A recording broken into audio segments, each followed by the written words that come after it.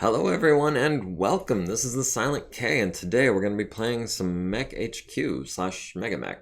And I do indeed mean hello everyone. I am having a wonderful day. It's been a busy day for sure. Glad to see people taking part in the chat.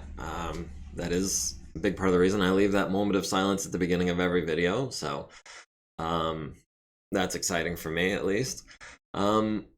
And the more astute among you may have also noticed, did I get the fancy new Battletech shirt? It has not come in yet, but I will definitely let you know as soon as that is in my hands, and I will definitely be wearing it on the stream as soon as possible. Definitely looking forward to it. We also have a new follower, MC McGorilla. I'm assuming is how that's pronounced, or it's McGorilla, which correct me if I'm wrong, but I'm gonna go with MC McGorilla or Mr. McGorilla because I've also seen a handle with the MR at the beginning. I also have a new follower on YouTube, Chad. Welcome to the party. Glad you could join us. So McGorilla has taken up my offer to join the group. We are joined by Marco Berlone Scarponi, I assume I'm saying that right, and his Marauder, a custom Solaris 7 variant of the Marauder. Marco Scarponi, who does not currently have a rank yet because I'm running things a little last minute, is a 4-5 pilot with the traditional tactics, strategy, and leadership, and I forgot the edge, so let me just go ahead and add that now. That's under abilities, and it's down a little ways.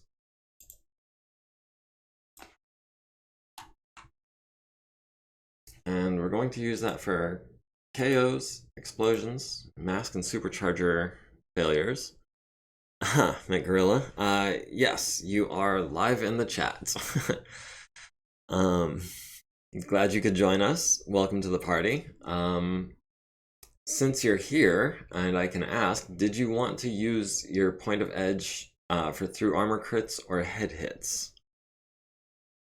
I'll give you a minute to type out a response there, but yeah, things have been really good lately for me and for the stream and everything. And I hope everyone's doing well. I understand global tensions are on the rise and there's protests and riots and the world is coming to an end. I like this bit of escapism where we can pretend that only a pretend world is on fire. Okay, so you want edge for through armor crits, and that's gonna, unfortunately, because of the way MegaMek calculates edge and dice rolls, it will just be all through armor crits. There's no picking and choosing. And you will also have a second point of edge, which will help after your first engagement, because you'll have the what is it? The Combat Action Award, which provides an edge. But we were actually in the middle of a convoy escort mission to kind of get things back on track. Warg then yang. Yeah. Our task is to escort the Allied convoy across the map or to rout the attacking forces, which actually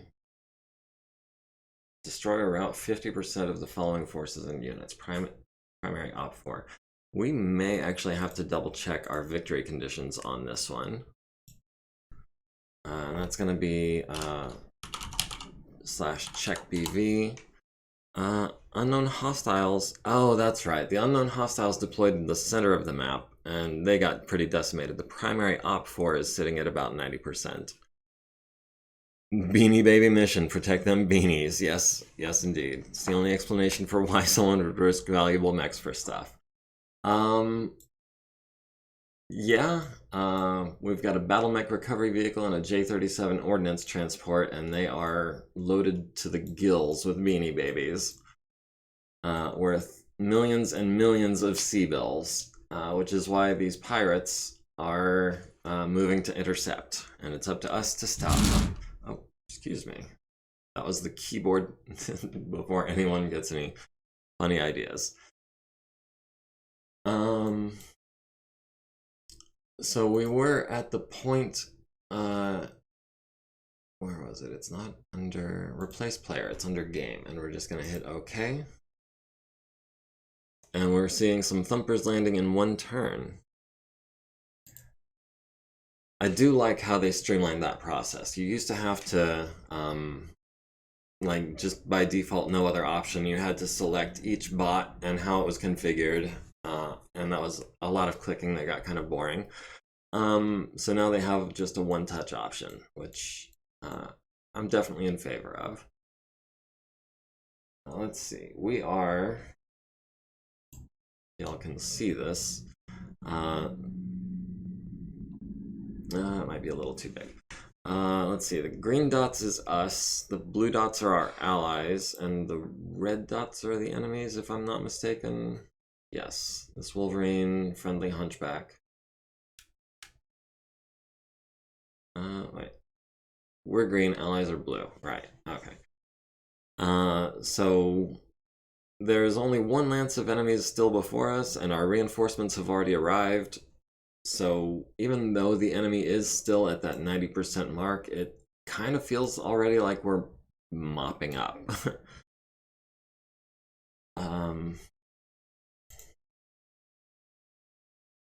That said, some of our heavier assets have been having trouble getting eyes on targets.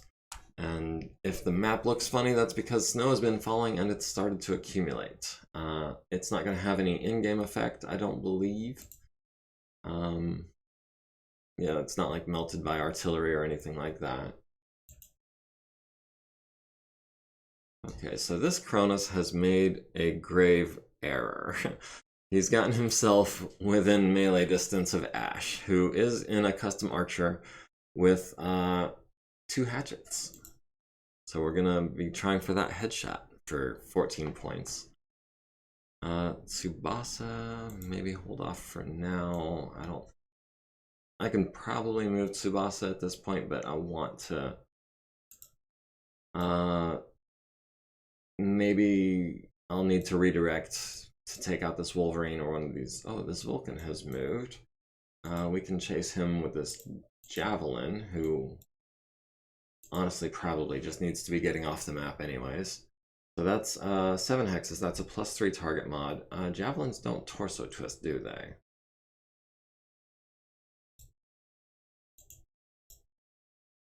Let me just double check. Negative quirks unbalanced. Okay, so it actually can torso twist. I was thinking of something else, I guess. Or maybe it's just the artwork is misleading, and I'm thinking of a picture of a javelin that doesn't look like it can torso twist, I think is the more likely.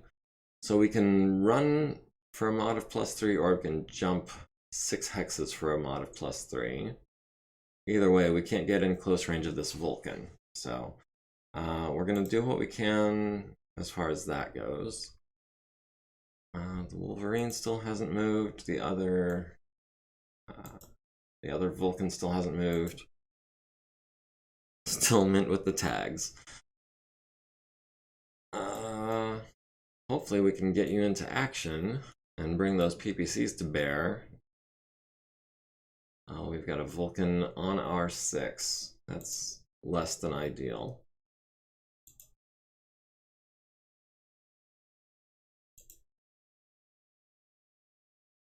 And this Wasp being one of our cadet trainees, our mission isn't to use him in such a way to make him effective. Our mission is to keep him alive. So, considering that we don't really need the firepower, I'm just going to try to keep him out of the fight. Stiletto can get into medium range of this Cronus. I think I'd rather wait and see what this Wolverine does, if I can.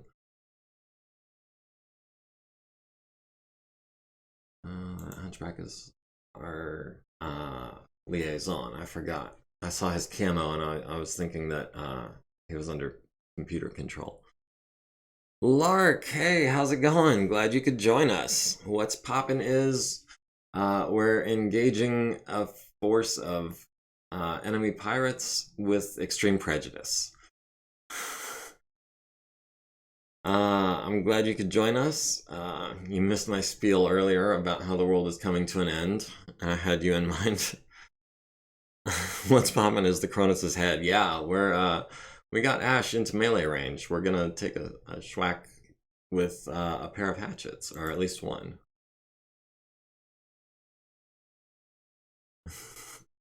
Is Lark here to be the main target? We'll see if he can keep it standing. Oh, the Wolverine is on the move. While we move the Hunchback. Okay, yeah, we've got short range on the Wolverine with the Hunchback. That's great news. We're going to jump across the water, and that still leaves us medium range, but he's in woods. He's got a high target movement modifier. I don't have real nukes, he says. No, I was just bemoaning the state of the world and thinking about what's going on in the Ukraine right now. Not to put a damper on everyone's spirits, but yeah, you've been on my mind every time I hear the news lately. Hoser, so much for keeping the paint pristine. You've just taken 5 to the right torso rear from enemy artillery, which unfortunately we can't do anything about. Your searchlight is intact though, so that's good. What's happening in Ukraine? The way I understand it, things are getting pretty tense with Russia. I'm not... Was I aiming it? No, I was not aiming that artillery. That was enemy artillery. But yeah, I don't really want to go into too much and expose my ignorance in worldly affairs, but the news has been saying some pretty dire things are potentially in the works over there. Lark is judging our ignorance. No, I don't mean anyone is judging me or anyone else's ignorance. I'm just I guess I'm just judging myself.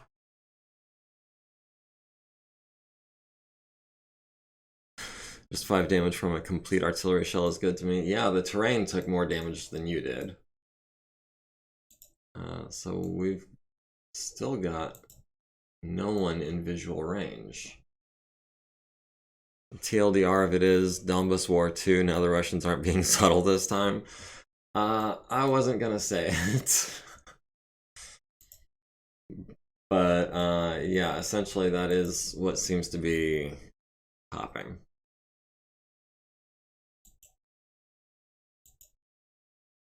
And speaking of popping, we've got no shots with Warwolf this turn. Maybe next turn. Ash is going to unload on 11s. We're going to hit with a couple. Well, we might get lucky and hit with a couple. We more likely are going to miss with everything, but we've got the heat sink, so it's not a big deal. Stiletto has 14s and 13s, so that's not going to happen. The Wasp, of course, at extreme range on a +6 mech, it's going to have nothing.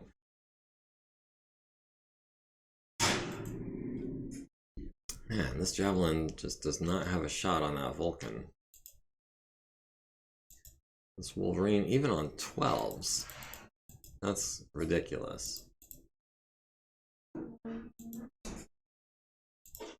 But we'll take it because it's that or not take it, and I'd rather deal the damage that I can.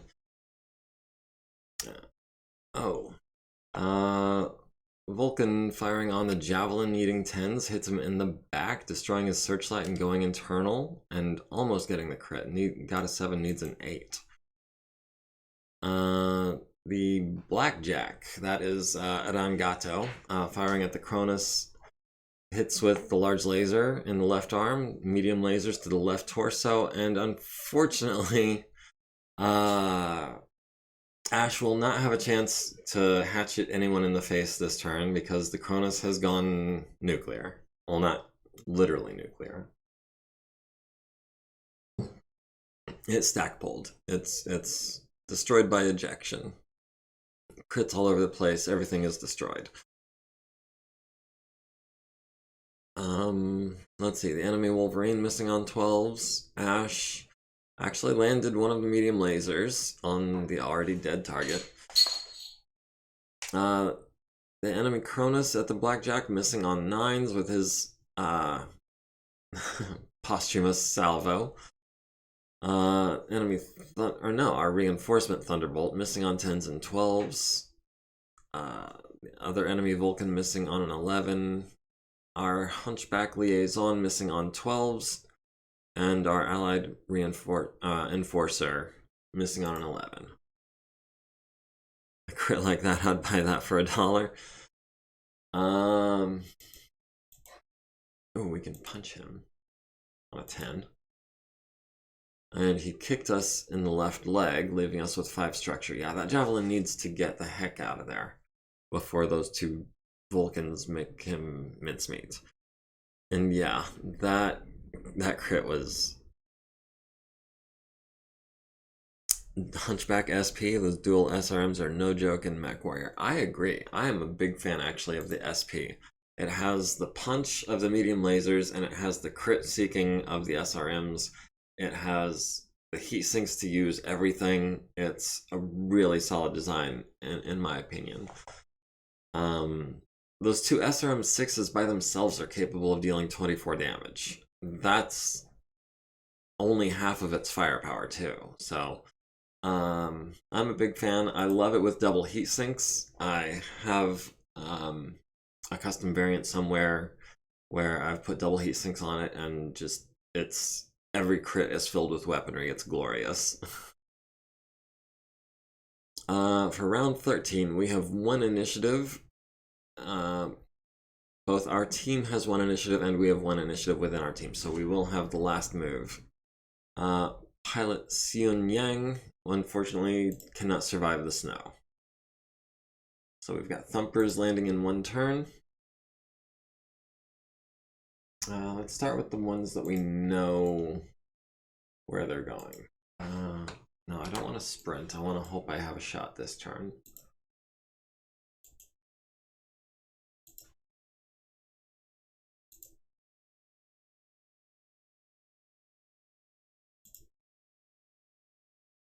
Maybe we can bait him out with the Wasp. No, I'm not going to do that. That's victory points that I don't want to spare. The establishment fears the 30 machine gun catapult. This is a design I have not heard of before. A 30 machine gun catapult.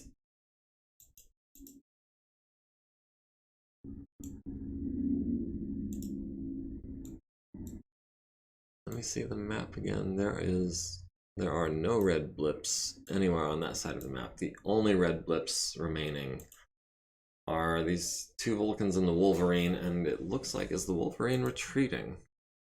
Doesn't say he's retreating. Which means that he is really gunning for that Javelin.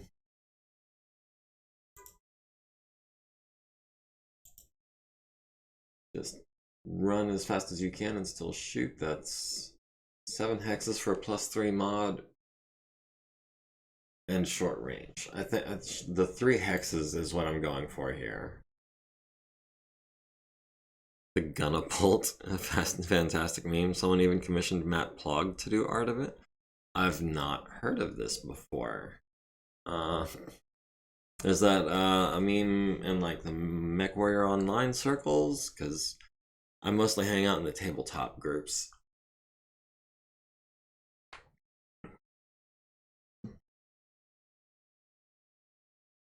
Where the meme du jour is the urban mech.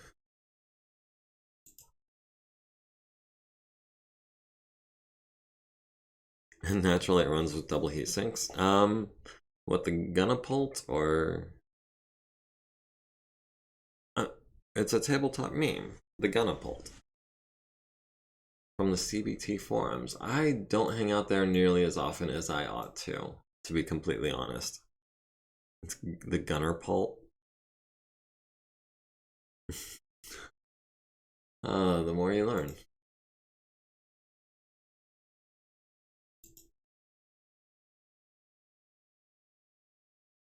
Alright, we'll turn 1 hex and we'll get that +2 mod.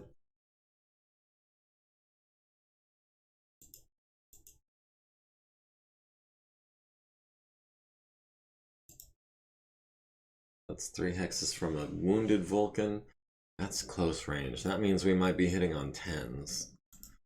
Against the Vulcan, that's pretty good.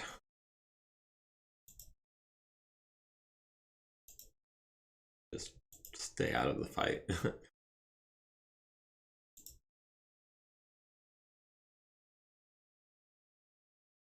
The Arrow 4 Urban Mech was a tabletop meme until it became canon. Yeah, I actually saw someone had put together a comparison of the game that we will not name and BattleTech and how they attract players. And the example on the BattleTech side was that they take their memes and make them part of the game instead of, I don't know, trying to introduce one-trick pony characters, I think it was. I don't remember the whole thing, so I'm just gonna stop there. But yeah, the gist was that BattleTech is an attractive. One of the things that makes BattleTech attractive is the way that the designers listen to the feedback from the player base, like the Canon Urban Mech with the Arrow 4. Which, come on, you have to respect that.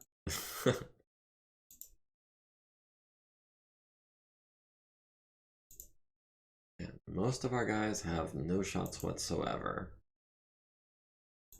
We've got 9s over here. Ooh, do we replace one of the mediums with a large? I think we do.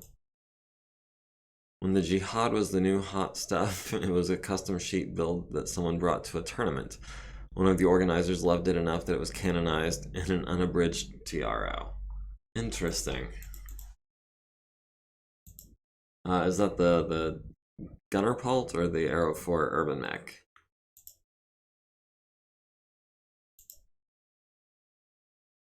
Either way, that's a cool story. And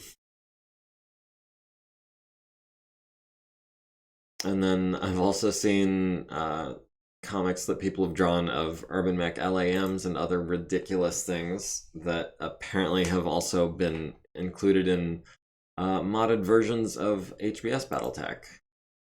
So, those I believe are still considered apocryphal though, as in not canon. Forgot there was only one small laser. Most of my designs with small lasers at least pair them. We'll go to 4 heat on 9s against a Vulcan. Hopefully we land something. Rogue Tech I know has the Urban LAM. Yeah. Also the Urban Lord and the Urby Tank and probably an Urby Submarine. I don't know. Rogue Tech has some of everything. UMR60L is pretty ridiculous. That's has AC20 and less armor. That's what I was thinking. Yeah, there are variants of the Urban Mech that are pretty ridiculous. Just really going all out on that one weapon system, depending on which weapon system it is. There needs to be a thumper version of the Urban Mech if there isn't already. Okay, so this enemy Vulcan landing a medium laser on our ally's right leg. No big deal. Hoser missing on 11s. You hide the UMR60L somewhere and try to get it in the back of your enemies at close range. Hoser hangs his head in shame. They're 11s. I wouldn't sweat it too much. The only thing is that this has been such a moving battle, trying to keep up with the convoy, that you haven't been able to get into the thick of the action where the low numbers are. An Irby tank isn't too dumb. In Gundam, when Zeon was running out of mobile suit and tank parts and just had mostly chassis around, they used the hull of tanks and the top half of Zaku's to create makeshift MBTs. Interesting. I did not realize that the track mech concept was part of Gundam. It does remind me of Armored Core, where you can have quad legs or track legs or hover legs, but the hover legs can't support very much weight at all. Our Cronus landing a glancing blow on the Vulcan's right torso. Vulcan's missing, Enforcer missing. Javelin on his Vulcan lands 2 glancing blows, but still hits with 6 SRMs to the left torso and 3 to the right arm, almost destroying that, hitting the center torso and left leg as well. Hunchback SP landing a medium laser on the right torso of his target. The earliest mobile suit that the Federation produces is the gun tank, an entire chassis built from the ground up that is a treaded hull with a humanoid gun platform torso. Interesting. So they kind of did it in opposite fashion from BattleTech, where they advanced the tank into a more what's the word I'm looking for? A more aggressive weapons platform, whereas in BattleTech they kind of they took the BattleTech and turned it into the tankier or quad, if that makes sense. I'm not saying it does. Oh, we're on physical attacks phase. Javelin, yes, we can kick on an 8 with a 6 piloting. I don't want to take the chance of falling. I really want him to be able to get out of there. We'll take a pair of 10s. Oh! The Javelin, or the Vulcan missed his kick on the Javelin missed his punches. The Vulcan failed his piloting roll, fell on his left torso, which is destroyed, but not before critting on his machine gun ammo for 394 damage. Also, I assume everyone here heard that Front Mission 1 and 2 are being remade in English? Oh, that is exciting news. I'm a big fan of, I think it was Front Mission 4 was the one I played for the PlayStation 2, if I recall. That game was a lot of fun, and I was very interested in the rest of the series, but I was so sad that it wasn't in English. Or at least not in an official capacity. Oh, Varank, you played the earlier Front Missions as well? English ports or in their native language? Played all 5. I even own the encyclopedia for the universe. Wow. Big fandom there. But well deserved. I really liked Front Mission strategy games. I'm just here for giant robots in general.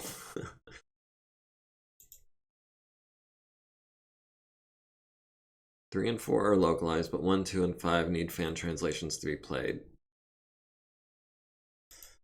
I was asking Hoser if he knew Japanese, or I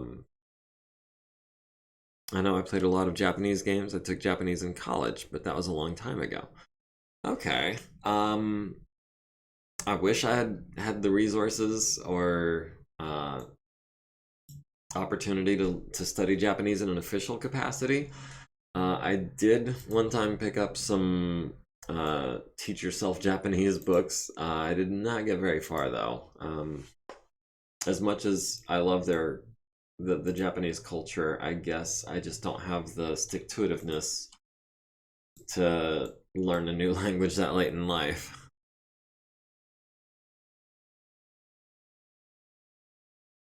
We'll go ahead and pick up that second target mod. and maybe be a little closer to that Wolverine.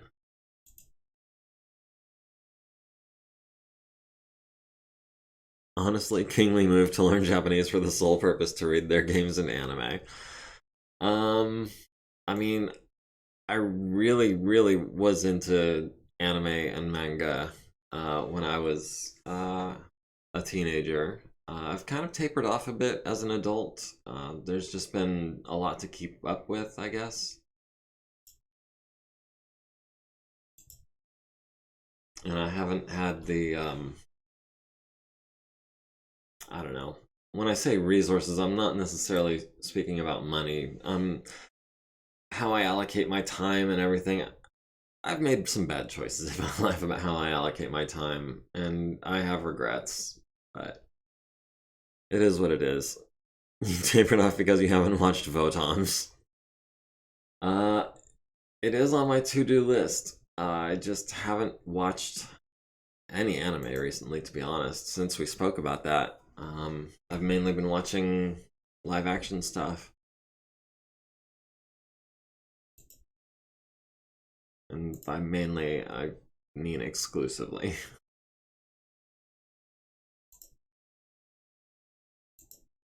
Alright, let's see if we can nail another Vulcan.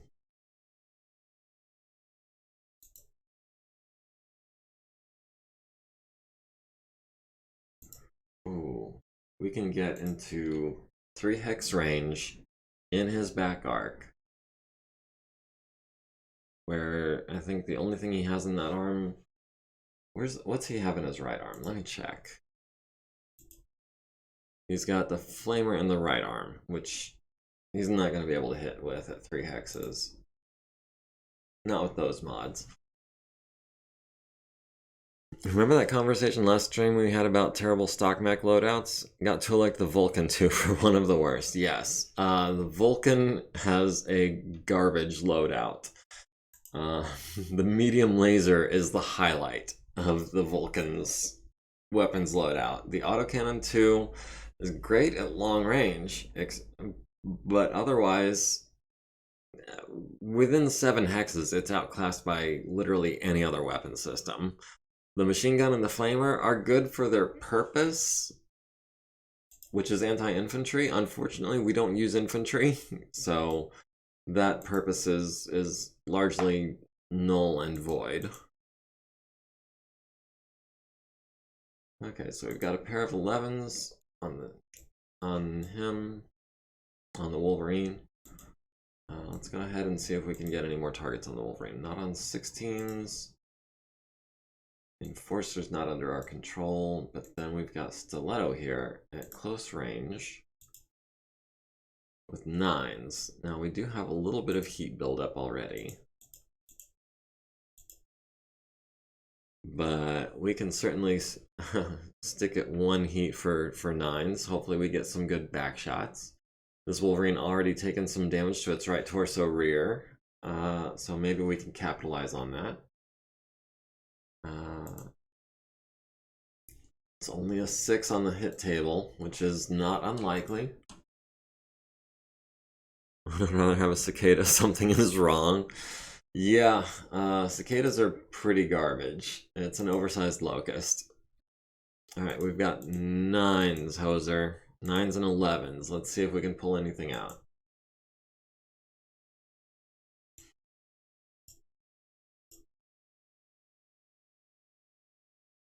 Fourteens, we've got also 14s. 14s, 12s. Well, we might as well throw a couple 12s at him just for good measure. Wasp on 14s. Let's do the hunchback first. Maybe we can tear off an arm, and then when we shoot him in the back, that transfers into a torso. That's what I'm hoping for. And we are going to fire everything. I don't normally go up to 5 heat. I don't do it lightly. But against this Vulcan, it's definitely worth it.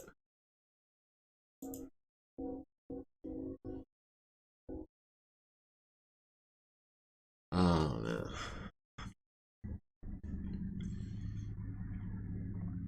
Alright, Wolverine missing on 12s, our Blackjack missing on 11s, our Cronus landing 3 out of 4 9s, hitting the center torso rear, right arm, and left torso rear.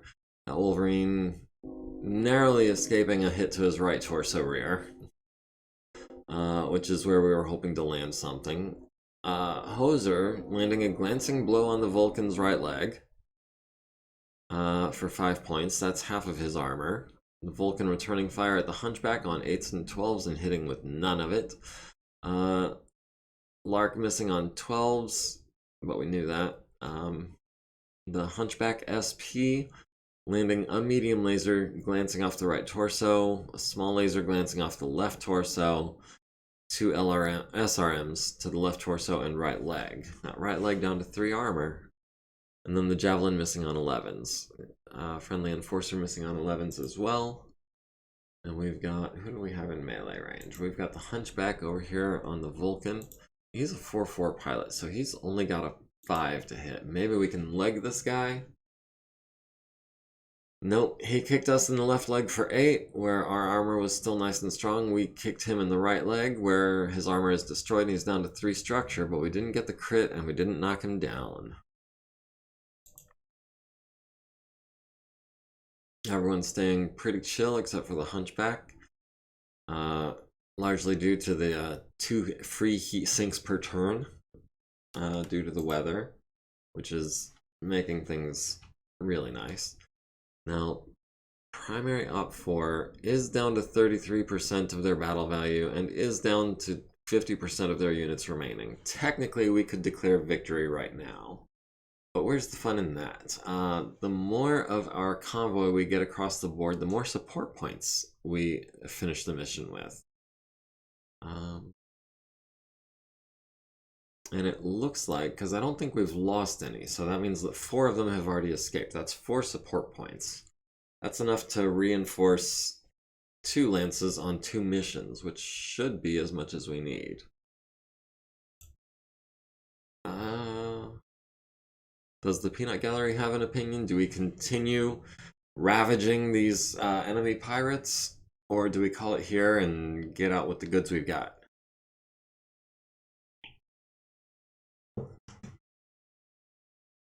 More kills, more XP. There are 2 enemies left to kill. Let's see who gets them.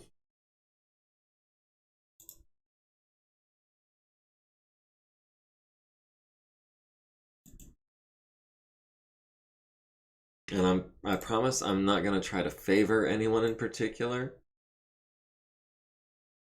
I'm just going to do my best in a tactically sound and reasonable manner to get the kills as quickly and efficiently as possible, because I don't want to have to fix any more paint than I have to.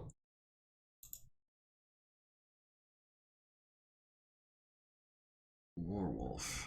It's kind of north of this lake, which is not a great place to be. We can get to medium range with the larges and LRMs, but not short. Oh, dang it. Put Tsubasa where I was going to put Ash. 6 hexes. On a walk, that's medium range. He's, how evasive is he? He ran 3, so I think that gives him a mod of 1. Yeah, mod of 1. He should actually be a pretty easy target right now, even at medium range.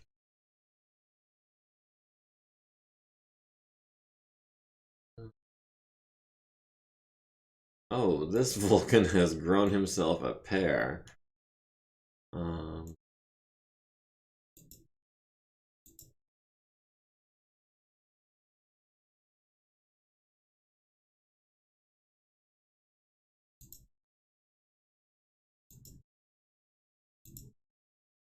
It takes a lot of guts to try to flank an awesome in a Vulcan.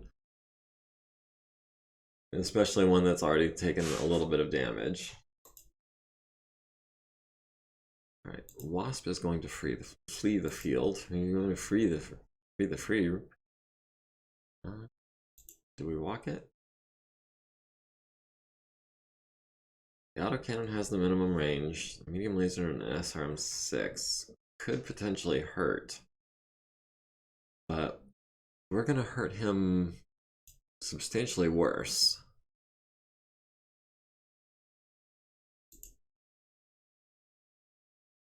Alright, thumpers. Land on the stalker for 5 points to the left arm. Everything else is all terrain.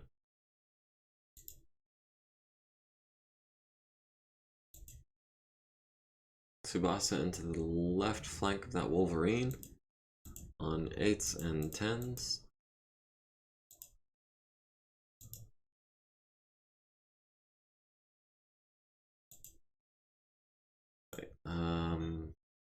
Yeah, we're going to do this in descending order of magnitude. So, large lasers before mediums, etc. Do we go to 6 heat on 7s? I think we do. I think we're trying to kill him before he can get away.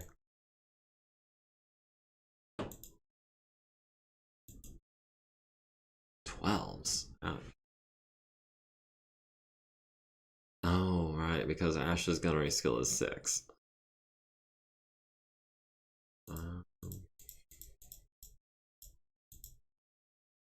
Well, that's something we can work on. Alright, Hoser, you've got a Vulcan in your flank, and only weapons you can bring to bear are PPCs and a single large laser. At this range, that's going to be 10s, and a 9 since you're not specialized. We can hope for the best. Oh, I forgot about Werewolf over here. He's got 11s.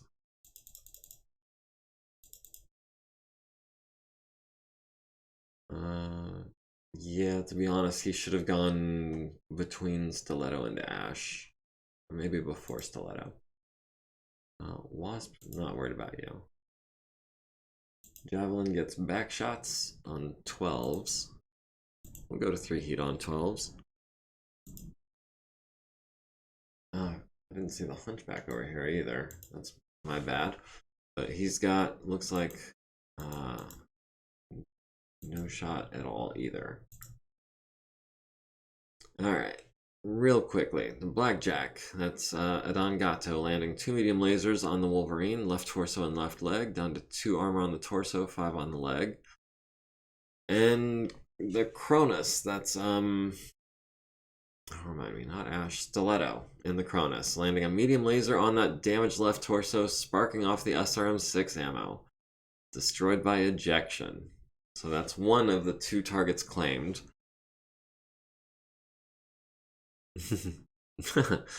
Yeah, if we had sound effects, this is where we would be playing them.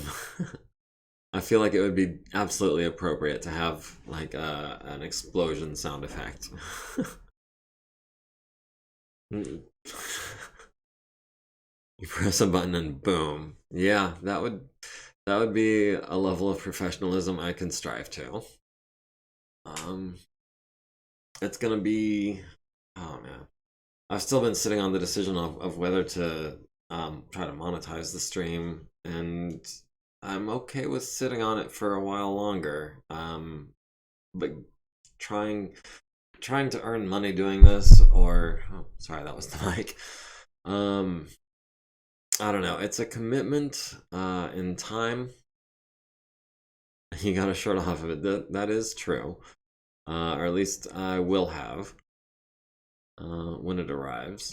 Vulcan scratching the paint on Hoser's left torso would have been the head, but he has edge. The friendly Thunderbolt landing of medium laser glancing off the center torso. Werewolf at the Wolverine, which is already dead. The Enforcer and the Javelin missing. So all that's left is this one Vulcan. Oh, I forgot we can punch. I should have punched instead of the PDC. Thunderbolt kicks the Vulcan in the right leg, destroying it and transferring into the right torso. Hoser missing his punch. The Vulcan falls down, blowing off his right arm. and taking his first consciousness check. Thunderbolt not falling down from getting kicked. Alright, so the Vulcan is dead meat at this point.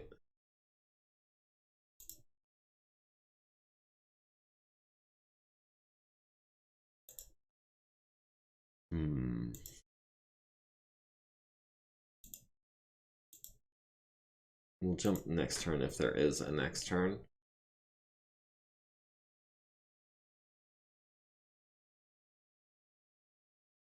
That might be artillery coming in on Hoser.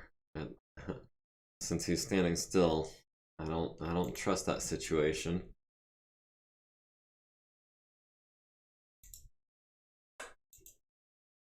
Mainly, I'm just trying to keep everyone highly mobile so that the artillery has a harder time landing on them. Yes, I want the wasp to flee. Javelin has actually... no, not self-destruct. I want you to jump. Big difference there in those two commands. Javelin has proved himself pretty handy with those SRMs.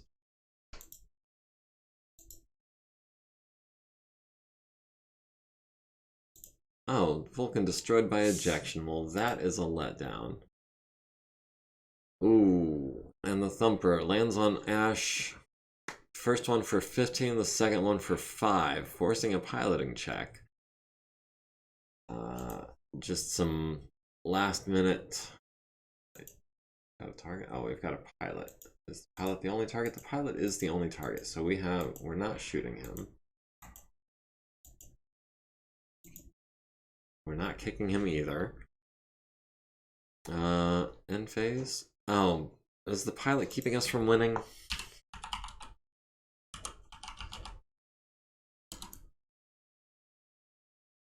Okay, the pilot, we're gonna declare victory before he freezes to death.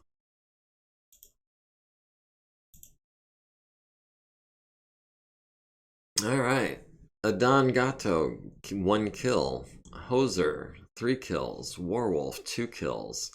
Ash, sadly, 0 kills. Stiletto, 4 kills. 2 to the Javelin, none to the Hunchback. Could have sworn the Hunchback got at least 1 kill. We didn't kill any of the offboard artillery. Looks like the entire lance of convoy made it off the map edge. The Warhammer and the Champion both got a kill. Oh, I forgot. I forgot that the unknown hostiles was a bunch of was a navy. And apparently, okay, Jessica must be the pilot that ejected that last turn. So we could have killed 4 more submarines if we had really wanted to dig deep for XP. Okay, were there 2 lances? Was it 2 lances of convoy? Oh no. I think I just ran into a bug. Yeah. So what we're going to do is we're going to... Okay, so the window is responding it. Ooh. This,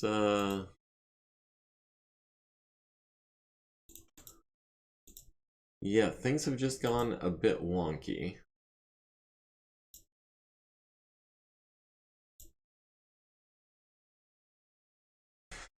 Yeah, I don't know if you can see this behind the chat box, but the window resizing has not gone to plan. So I don't think I have any choice. It is completely non-responsive.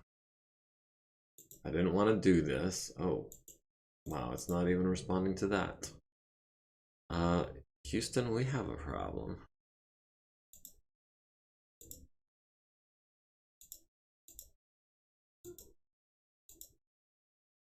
Apologies while I work out these technical issues. we're going to go to intermission. um,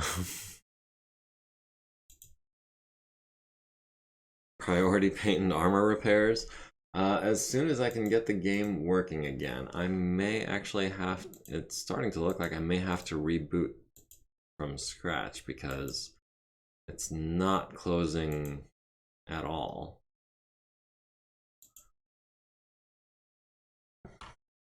I don't know what's going to happen when I hit Control-Alt-Delete regarding the stream, so be prepared for anything.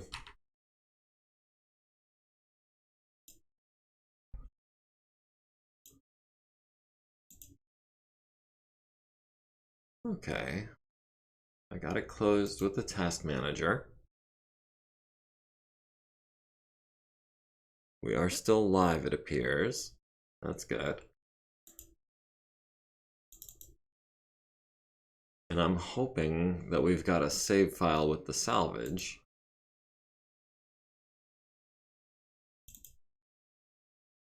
It's not a bug, it's a feature. That's not a great feature to incorporate in a game.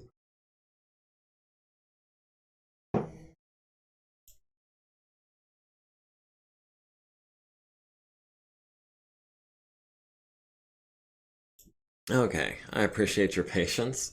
I was able to restart MekHQ. Alright, no, we're not trying to load a save game. We're trying to resolve manually. Yes, we absolutely controlled the battlefield. That was...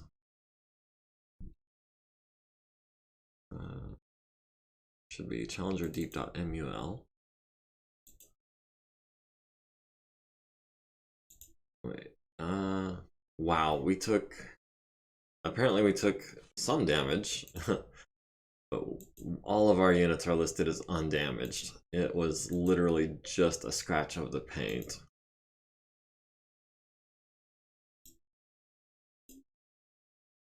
Cronus only took, it looks like, one medium laser during that whole battle. Yeah, we escaped really fresh. That's what happens when you bring overwhelming firepower. And, you know, I'm thinking maybe it could have been a little more exciting. It did feel a little grindy there, but not enough, I want to say, to make it to make me wish that I had done anything differently, I should say. The Silverfin did not escape. That is the escapes column, right? Yes. The Mauna Keas did not escape. They were on an inland sea. Oh wait, no, they were sunk. Can we salvage them if they've sunk? There's still submarines in them, their waters. Oh bother. Yeah, so it was the Mauna Kea, the Silverfin for 54 seabills. What, something like that, I want to say. Do we want to salvage? I'm only seeing one mech on this list, and that's the Vulcan. Do we salvage it for 1.3 million seabills? Considering that we could, yes, we'll go ahead and do that. We did manage to capture some crew members from various naval vessels, which I don't know what use we're going to have for them, considering we're never going to have a navy. We're probably just going to ransom them off. Alright, now we know that the Javelin got 2 kills. The Vulcan ejected. We didn't kill a pilot, that was the weather. 2 kills went to... It was the Warhammer and the Thunderbolt each got kills. I'm willing to let this stand. We did review who was assigned each kill, and it seemed right to me. Yeah, looks good. Reached the south edge. We reached it. Wait, did we lose a? We didn't lose a crosscut. Not that I remember. It's been a week, but I feel like I'd remember. Well,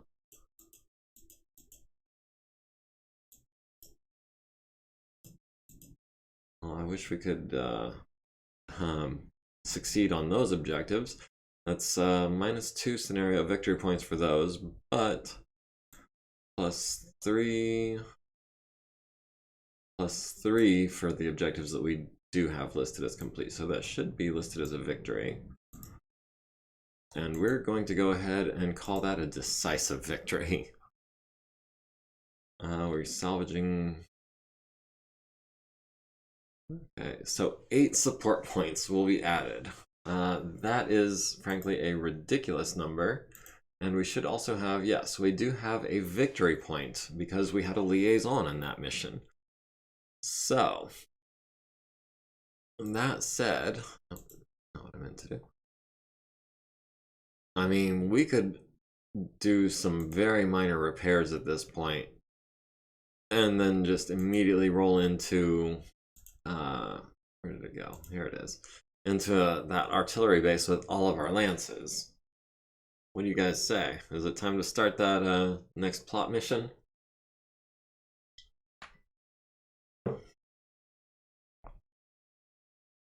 But first things first, wounded people get treated.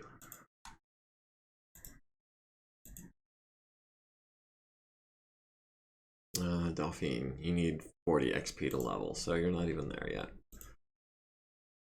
Okay, fresh coat of paint for Hoser's Ride on 4s and 5s. I don't think we need a 3 on that one.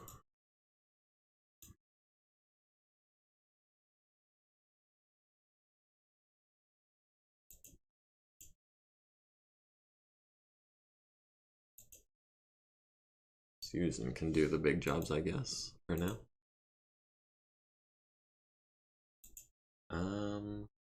I don't know why I had Fred Modry doing that. That was just kind of a an idle brain decision.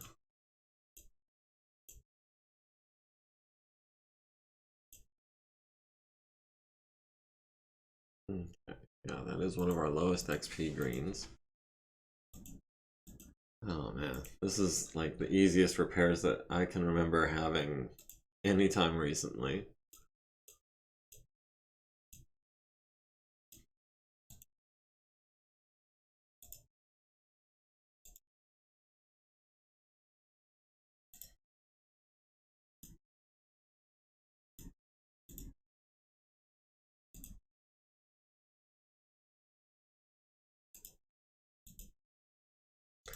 Now this Vulcan.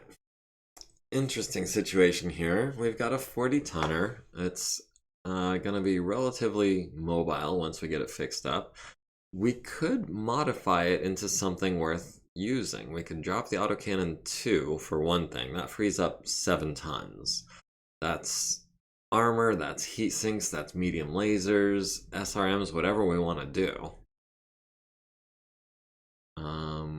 I can see a Vulcan, a heavily modified Vulcan being quite the asset to a recon lance if we ever put one together.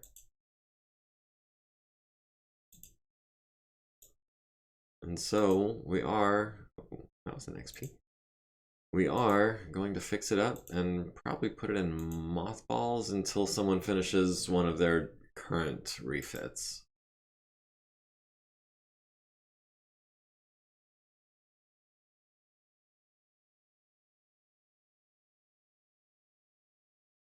By the way, you've got the Tech Kazuko Kamuta. You can push to regular whenever you're ready, I think. Really? Oh. Yeah, you are right. Something about that gives me deja vu. I'm wondering if maybe I had already done that at one point and forgot to save it or something.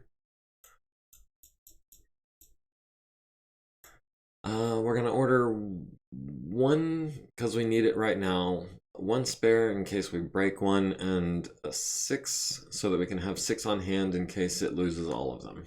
Because that's how I roll. because we're sitting on 72 million C-bills. I'm not gonna balk at buying 8 jump jets for a few thousand C-bills each. So yeah, personnel, mech tech. Let's go skill level, and then roll. Green, Kazuka Kamota. Am I tripping, or does anyone remember me doing this in the past? I know that we had promoted green text to regulars. As a matter of fact, Dulfikar Ben Amr is going to be the next one, it looks like. I'm going to have to rename you, because I'm just going to stumble over that all day. But thank you, McGorilla, for pointing that out. I appreciate that. I'm sure I would have noticed eventually, but sooner rather than later is always good.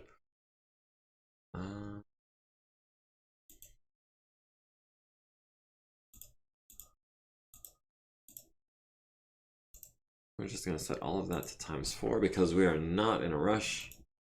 We're not going to be in a rush at any point during this contract because the contract is going to last 3 months whether we like it or not. We'll have... Well, where's our new green regular tech? Azuko. You can also buy 38 Sorbin mechs for 72 million C-bills, just saying. By the way, welcome Snyder. I don't think I've seen you in the chat up to this point, so welcome as always. And yeah, for 72 million C-bills we could buy a lot of things. Honestly, I think what I'm saving up for is a dropship. We're not a significant part of the way there, but we're making progress. And also, I have been trying to limit my addition of units to the unit market. I've been avoiding the purchase unit menu, except when someone joins our party, bringing a mech of their own. Speaking of which, that does remind me, speaking of mech warriors bringing mechs of their own, now that everyone has come back to home base, they are going to meet Marco, who joined while they were out. Or a few clan mechs, if those were a thing yet. I am going... this is a little long, but I'm going to go ahead and read it anyways because I thought it was a very entertaining story, and I've already read everyone else's bio on stream. The night Marco was born, his father Sergio was rumored to have drunk the family wine business dry. This was later confirmed by Marco's grandmother Isabella, who had finished off the rest. Marco spent the next 10 years watching and learning from his parents how to the wine business. He was determined to take over from his father one day. And I would like, at this page break, everything just not in these parts. Yeah, that is true. I did go ahead and include this part. This is, I think, Mech Warrior 2nd edition. Includes the life path roles, and so this is a legit backstory randomly created, just narrated a bit. Marco joined the local high school. He was a bright student with a natural affinity to disrupt the class. It was there that his love of pranking and general mischief making would get him into more trouble than not. He would earn the nickname Burlone, Joker, from the local Italian community.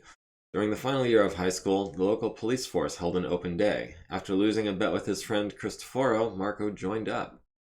Life in the police academy was the usual fiasco of mischief, and Marco would live up to his name.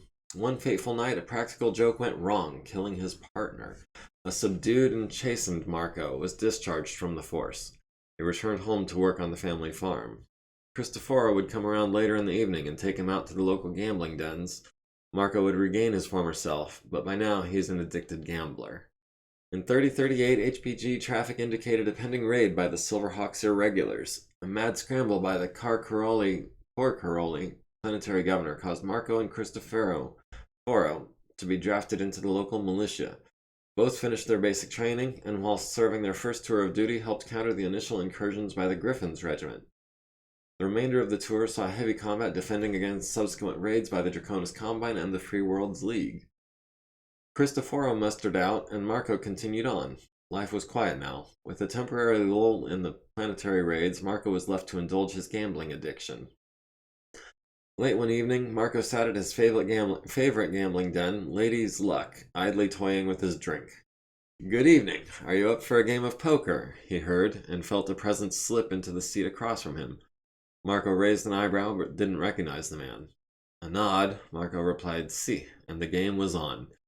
8 hours later, bleary-eyed and worse for wear, Marco stumbled outside. With a new set of keys in his hand, Marco shuffled down the street, heading toward the mech stables.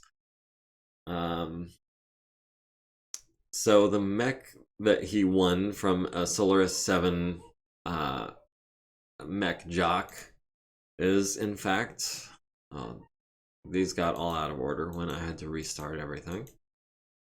The custom Marauder, named after its current owner, rocking double heat sinks and no other advanced tech. It replaces the autocannon 5 with an SRM6 and 2 medium lasers. So, kind of more of a short-range brawler than the Marauder normally is, but still keeping 80% of that long-range punch that the Marauder is known for, and able to put out all of its damage consistently, turn after turn. I've added these numbers up, and they do equal 36, so he's only going to be moving up, building up movement heat. And that's even within 9 hexes, when he starts unloading with the medium lasers and everything. That was a really good story. I agree. That's why I felt it necessary to read it out loud. And I love the fact that it was actually created using the Mech Warrior rulebook. I originally thought that MegaMek somehow automatically made it. Cheers. Nothing like a 6.6 million C-bill game, right?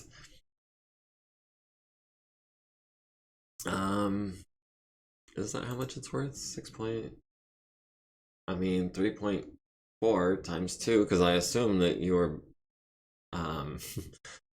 well, no, if the guy had that much money and lost that much money, then he would be like, all right, double or nothing. And yeah, then it would become a 6 million C-bill game.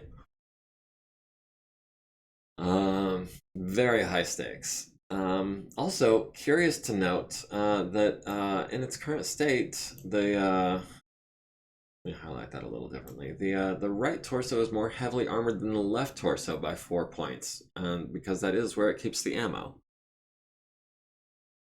Base Marauder, is 6.6? That's weird. I wonder why. I mean, does that have like an XL engine? When you say base Marauder, are you talking about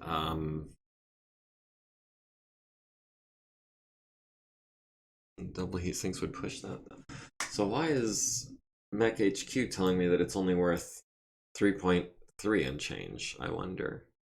Either way, I mean, that's a hell of a poker game. I'm sure it was exciting for everyone involved and everyone spectating.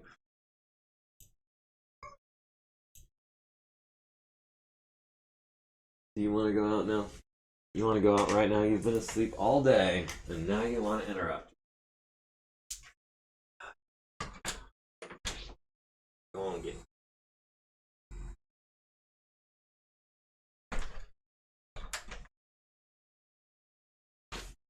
My apologies, as always, and my gratitude for your patience. Marauder 3R. Carpathice, hey, how's it going? And Ukpik Australis and Snyder EC, everyone's showing up for tonight's stream. This is really exciting. I'm glad to have you guys all with me. We had just finished a decisive victory on this convoy escort mission, which earned us a victory point and 8 support points, because we had 2 lances to escort across the map, and each one was worth a support point, which means that we're going to absolutely roll over this hostile artillery base with everything we've got. That's what's up. But first, we're going to spend a little bit of time repairing this Vulcan that we salvaged. because it might eventually make its way into a recon lance or something.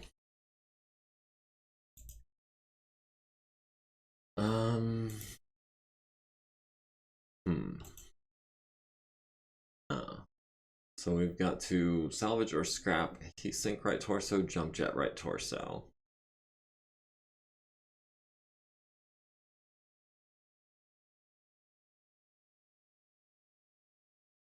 We don't need a veteran to do that. We can have a green tech salvaging heat sinks and a regular salvaging jump jets.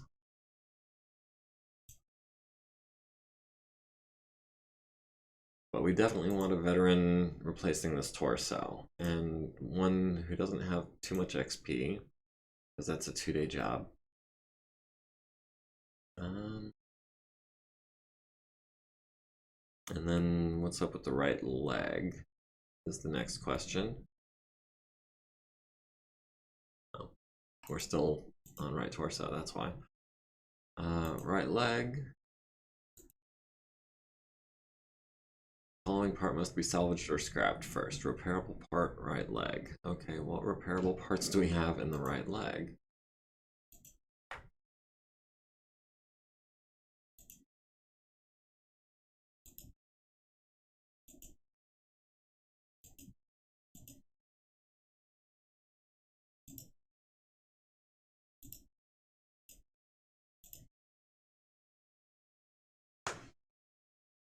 And again, we'll have, I think, a low XP veteran, if we've got one.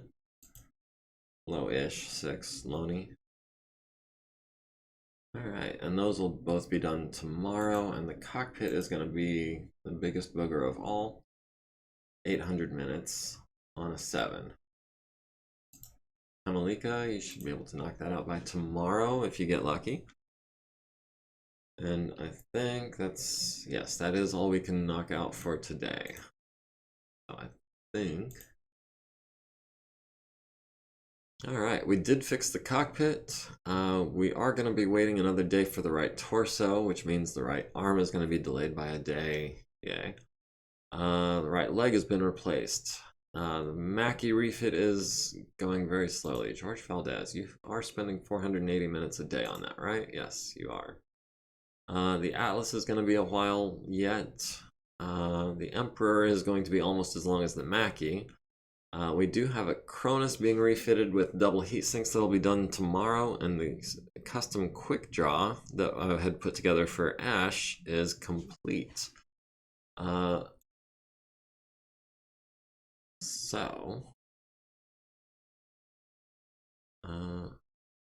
Spaced out for a second. That was quick draw, right? Where are you? Quick draw. There you are. This is modeled basically after an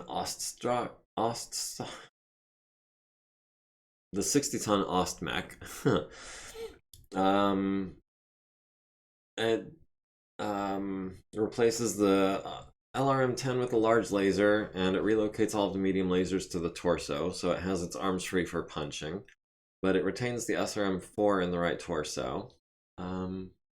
I like it. I think it's a good blend of armor, maneuverability, firepower, and range. The large laser is less whelming than, say, a PPC or something, but I would say I would rather have a large laser than an LRM-10 for the tonnage, to be honest, because large laser is going to do, I feel like, more damage on an average roll from the LRMs, and it's all doing it all in one location. The only difference is the heat.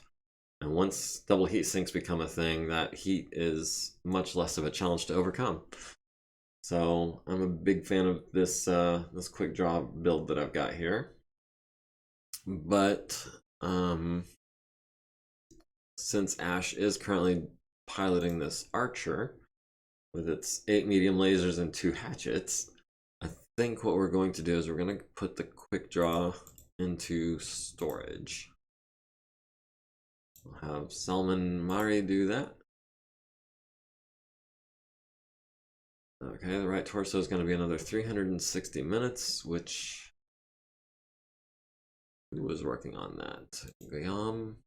Oh, the same guy who's maintaining Hoser's Ride. That's why that's taking so long. But again, we're not in so much of a hurry since this contract is going to last until December one way or the other.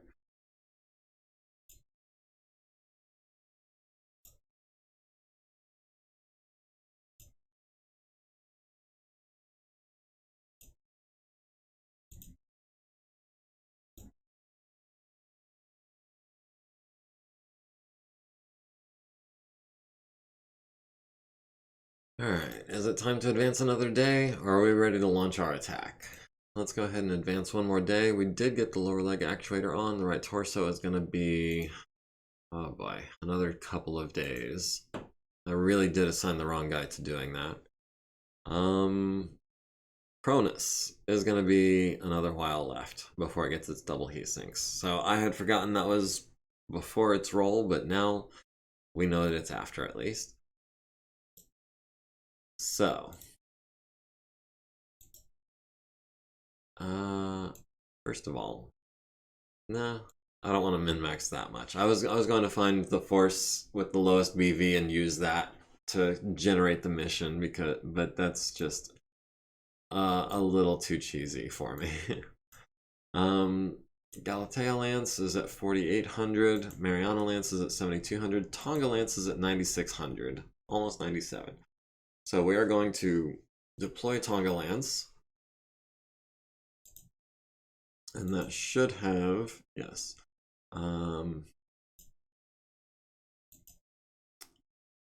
November 1st, we will be engaging. We'll be engaging against, honestly, kind of an underwhelming 4 turrets, 4 thumpers, 2 lances of green mech pilots in fairly heavy mechs. With the exception of the Whitworth and the Phoenix Hawk, the Hunchback, everything is 55 tons or more. So that's a pretty heavy couple of lances, but they're not very good pilots, which is going to make that super easy.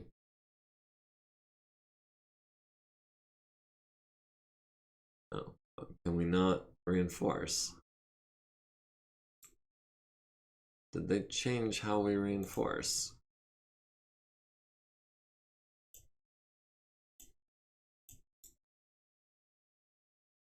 How about if we deploy force? Does that have an effect? And we're going to assign them as reinforcements. And we should be down to 7 support points. No, I guess not. There's no way to deploy multiple lances, even with the support points. That's how it's supposed to work. That's how it's going to work, by golly, if I have to do it myself.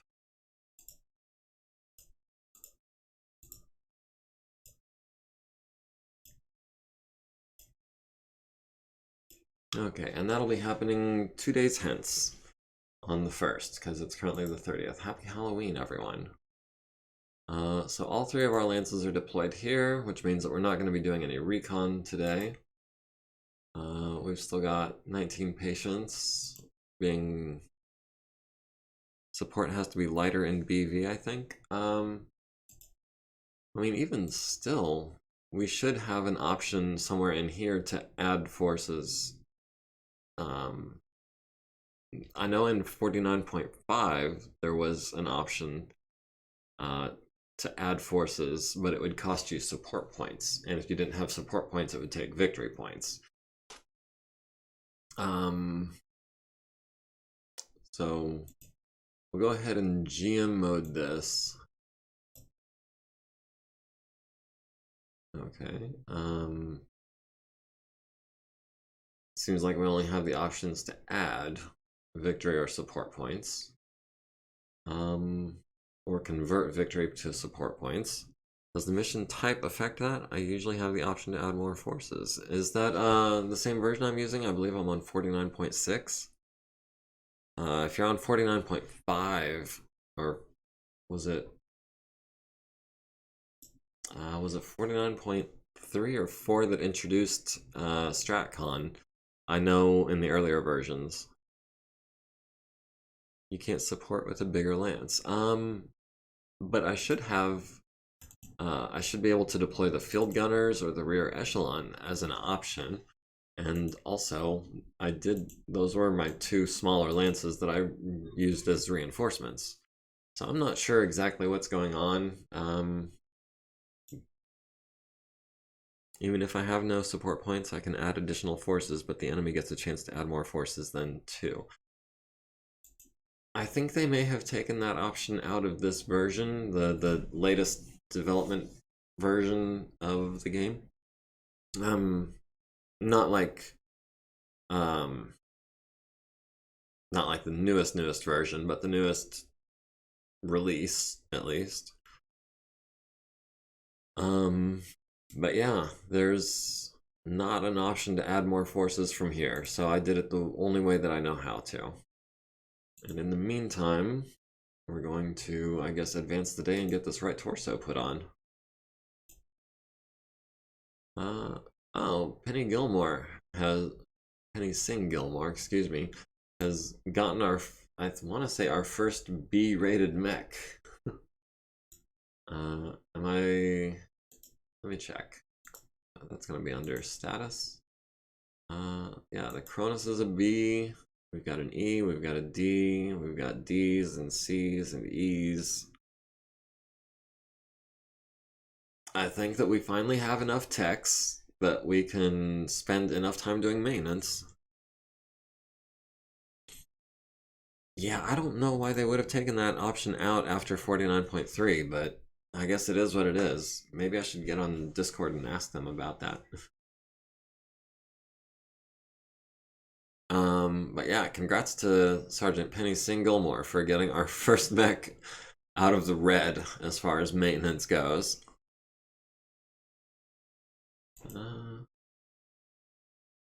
And the first of the month. Unit market updated, contract market updated. Let's check the unit market first since it's, ooh, we could buy an Atlas. We could buy a Grasshopper. Or an Ostsol.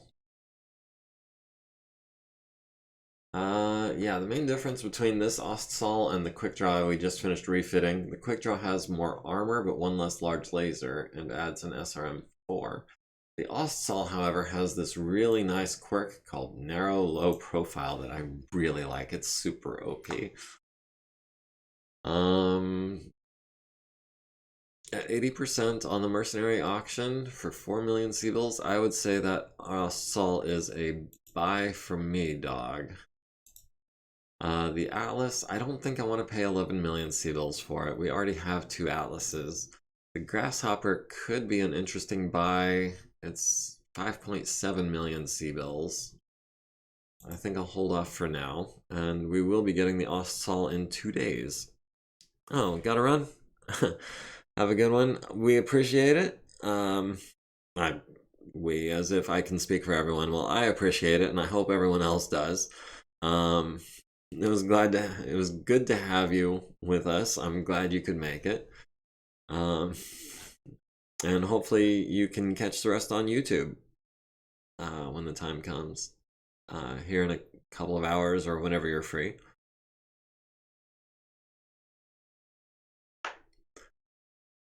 Enemy morale is now very low.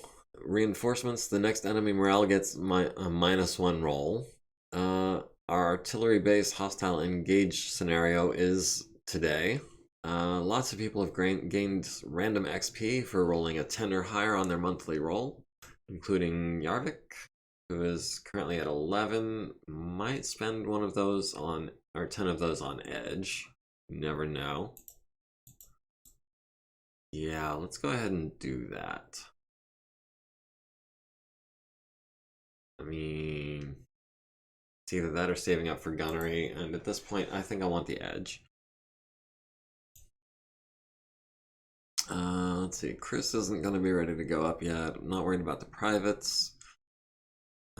Corporals also are not a high priority. Sergeant Lucia Hartle as a soldier, just a squad leader or platoon leader. Again, more privates. MekHQ is also infantry. Corporal Lieutenant Wyvern has an XP, but only 7.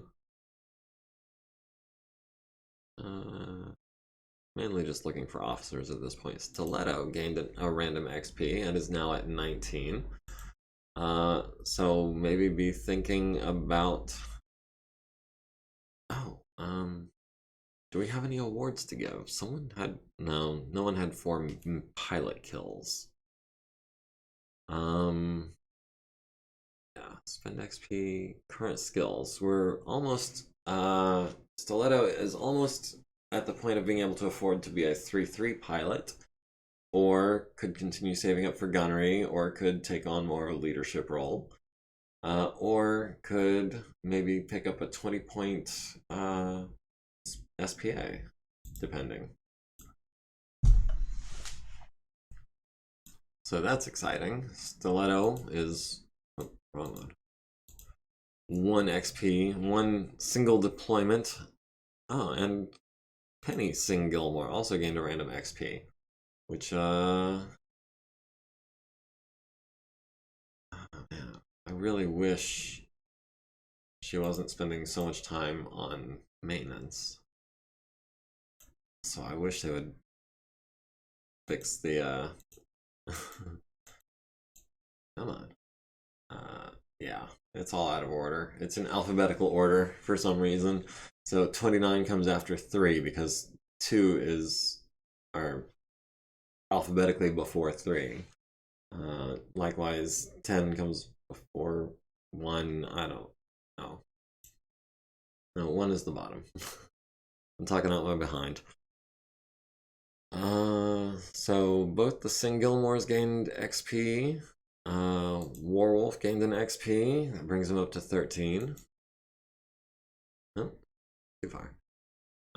Maintenance on Hoser's Ride, still at quality level C, but that is serious improvement. Will be B before too much longer. And then we can start working on A. And Guillaume has failed to replace the right torso, so that's going to be another couple of days. We'll have Loney start on that, because Loney I know has full time.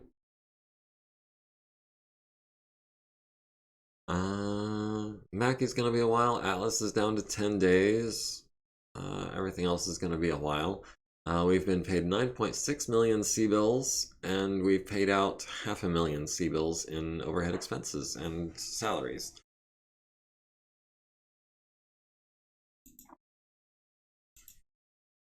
All right, and with that, just go ahead and save here, because we are about to go hard against this base. Hold on. They're bringing 2 lances. Our objectives. Destroy or rout 75% of all hostile units.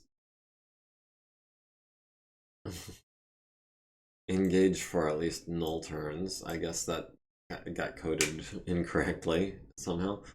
Destroy or force the withdrawal of all the following forces and units to render the facility inoperative. So if we destroy all the turrets, or actually if we destroy any of the turrets, we won't be able to take control of it. If we take control of it, then any random missions that pop up, we should have friendly artillery on our side. So that might be something we're trying to do. And in fact, all of these turrets look like they should be easy to avoid.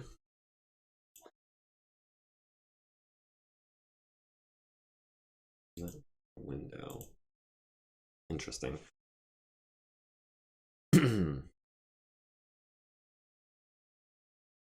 Okay, so. Ooh, that is a long list of units. This battle is going to take the rest of my time tonight and all of my time next week, if not longer. Base turrets, will mark them in pink, so they're impossible to miss. The artillery garrison, Oh, speaking of camo, I had forgotten that. Oh, bother. I forgot to add Marco to the bloody TONE. Yes, okay, that's fine.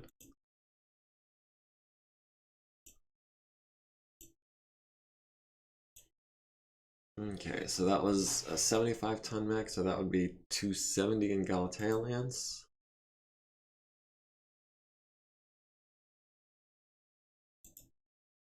And it seems that we also have an archer, actually.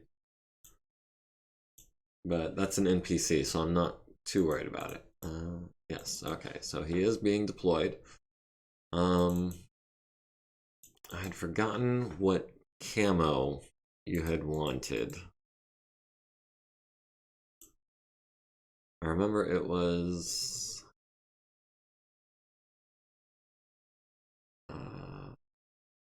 Solaris.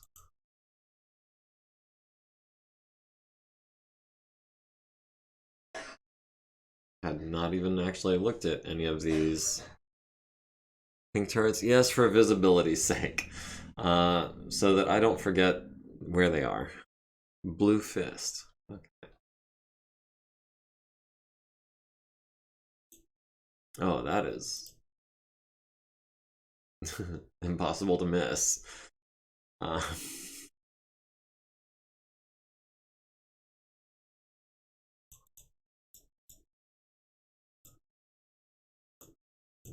is it? Right, I have to click here.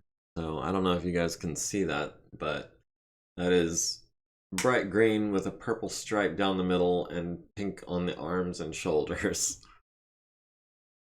Something suitably distinctive, indeed. I'm not going to forget who that is. Alright, now that we've done that, we can overwrite our save.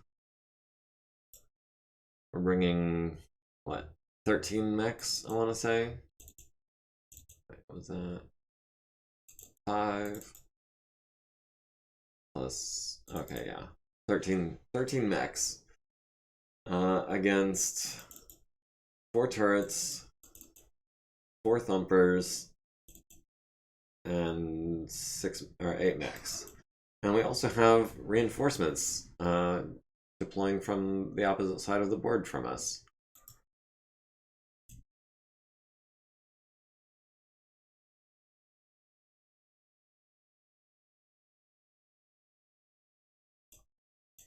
All right, yes, we're going to go with pink turrets so that they're nice and visible.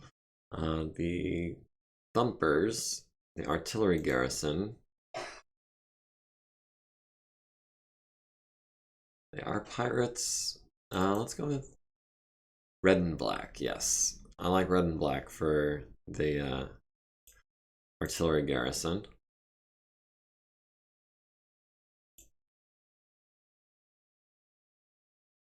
And we go with gray and gold for, I mean, how distinctive is that from ours? Not super distinctive.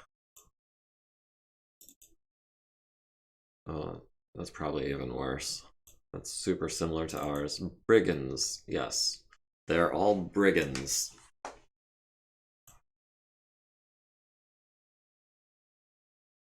And then our friendly reinforcements, Federated Commonwealth. In the traditional black and gold. Or do we? Do we?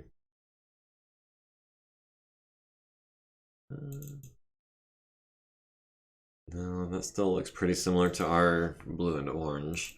We'll go with the black and yellow checker. Should be fine. Okay, so the map is going to have very limited avenues of approach. And we should have at least one reroll because the leader of Tonga Lance should have at least one tactics for reroll, right? It says 0, but I don't believe it. We're gonna go with 1. Planetary conditions, daylight, clear, calm, light fog. No, I think I want full visibility. I want to hit those thumpers from as far away as they can hit me. So that's going to be our one reroll, is we got rid of the fog. We waited a couple of hours for the fog to dissipate, but otherwise conditions remain unchanged. The base turrets have a BV of 24. That's... oof. I do kind of feel like I've gamed the system a bit here. So at the expense of potentially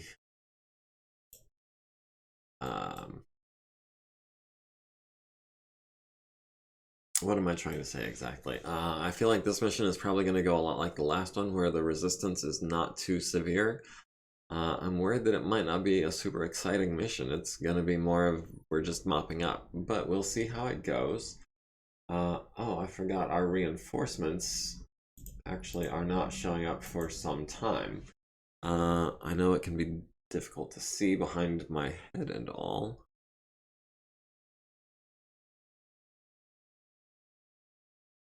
Hold on, let me...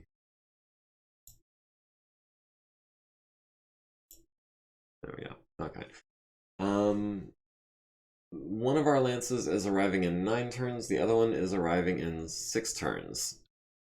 So reinforcements, presumably also from the south, but for right now, we are limited to just our initial lance. Okay, let me put my head...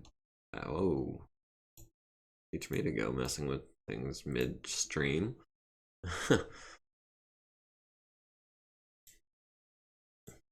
Alright, we're gonna try and put our longest range guns in the middle of the map where they can come up to probably this intersection or this intersection and just control these nice long avenues of fire.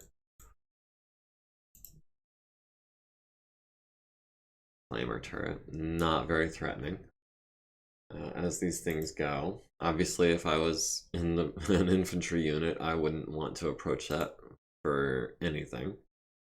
Oh, and we also have an Ostrak.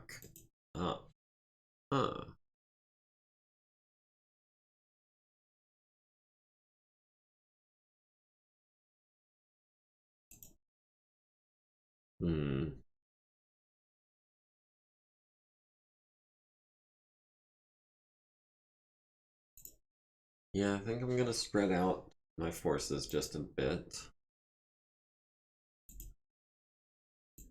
Just so I can cover all of the angles. We still have only sighted just these 2 mechs. Let's see, the Blackjack is a 4-6, so he's gonna actually have a hard time getting in front of Hoser. The Cronus, on the other hand, is 5-8. We'll have no problem passing him up. And then we'll put the Blackjack on the weaker side across from Warwolf, backing up Ash. And that's our 5 mechs. Alright, we have 1 initiative, but not within our team. We're bringing a total of 23,000 BV to the table. This does not seem fair. I might have to restart this mission with less forces.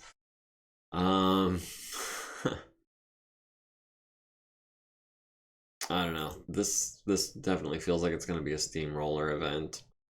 Is it time for a reorganization? Do I need to put all of my PCs in 2 lances and have 1 lance of NPCs that are like backup? We'll see what happens when the reinforcements arrive. Let's not forget that they do actually have some kind of number of forces. They're not entirely helpless.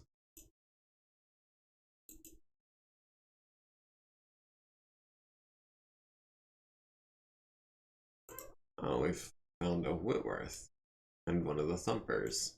2 of the Thumpers. And another Ostrak that hasn't moved, and a Warhammer, and a Wolverine. Oh my goodness. We've gone from knowing where none of them are to knowing where quite a few of them are. No need to play fair against pirates. The Ares conventions don't apply to them. Pirates are bad guys. Okay, we have our consensus.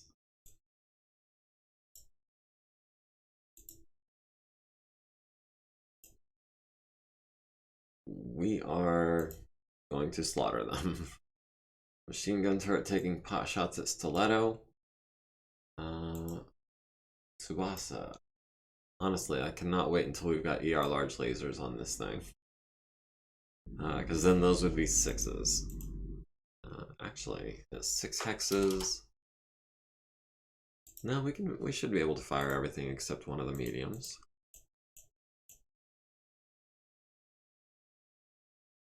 Or maybe we fire everything.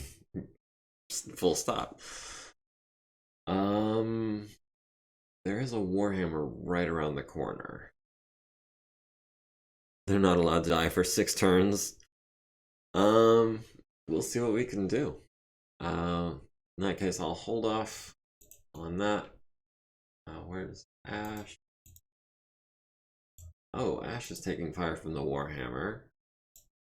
Ash has 11s on the Ostrak. That's an easy choice to make.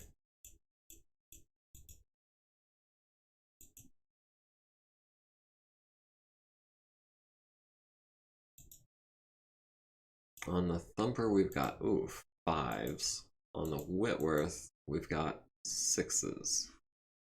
The Thumper could put... I think the Thumper is the right move here.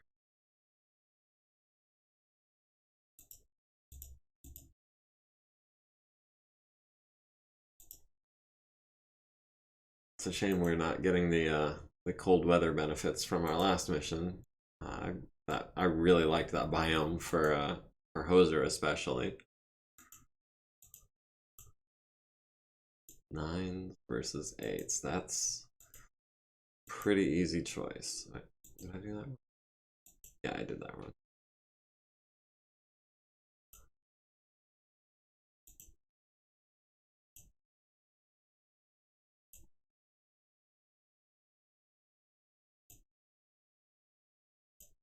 Wait, how strong is the building you're standing on?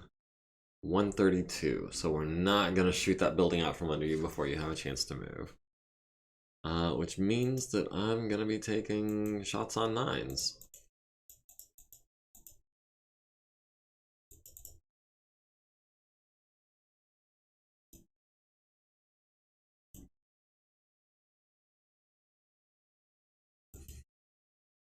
Does artillery and Silent K head for the barracks or not? He'll probably be bombed.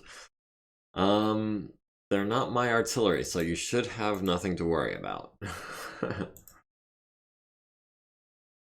Alright, machine gun turret, missing everything at the Cronus. Adangato landing 2 medium lasers on solid hits on the Ostrak, even though it has that that narrow / low profile quirk. So a couple of solid hits there. It's down to 3 armor on both arms. Sadly, it doesn't have any guns in those arms, but that's still armor off the field, I guess.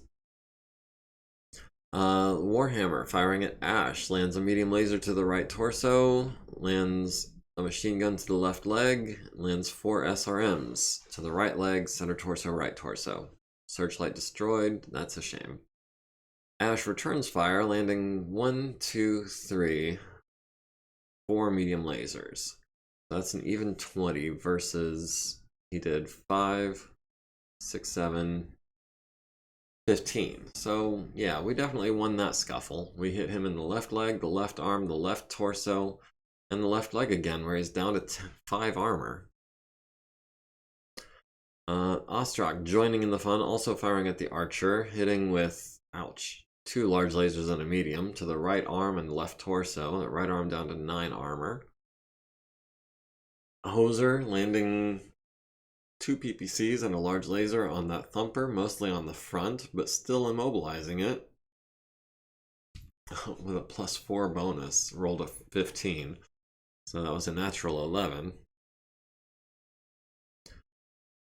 The enemy Wolverine firing at Warwolf lands a medium laser to the left leg and 3 SRMs, kind of splashing around, but it's a stalker, so it basically ignores it. And the Cronus missing the Thumper, the Flamer turret. Oh, costing Ash a point of edge to avoid a head hit.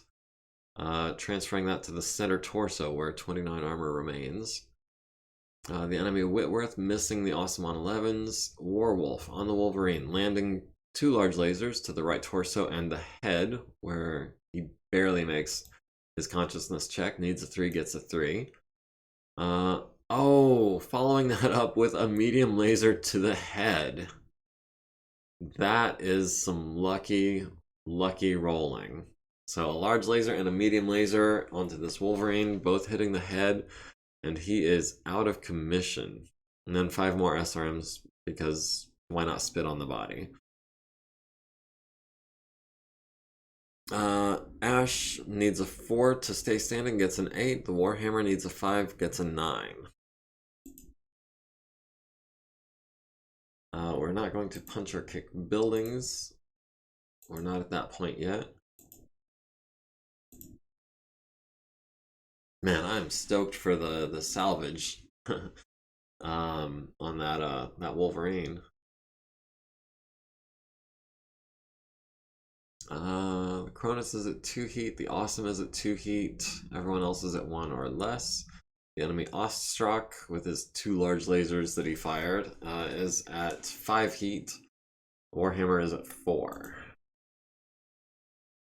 Our team has 1 initiative, but within our team, our reinforcements 1 initiative, but they're not on the field yet, so I think it doesn't count. We're at 99.35%. The enemies are already down to 86 and 92 of their 2 forces. Thumper will land in 0 turns, so that is imminent.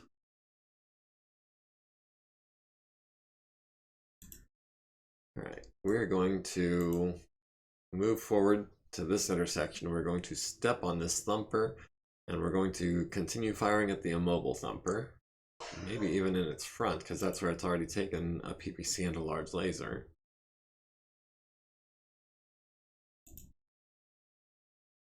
And I definitely feel like maybe Warwolf needs to be moving this direction.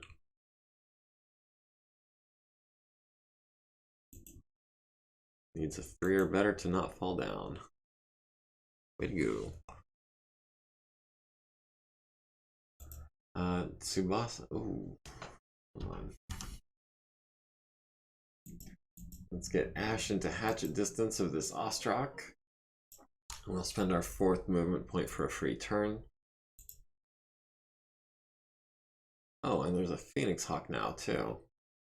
Well, that's perfect for Tsubasa, who can jump up onto this building, which is a height 3. That's a height 1. He's on a height 5. Yeah, we can definitely see him from there.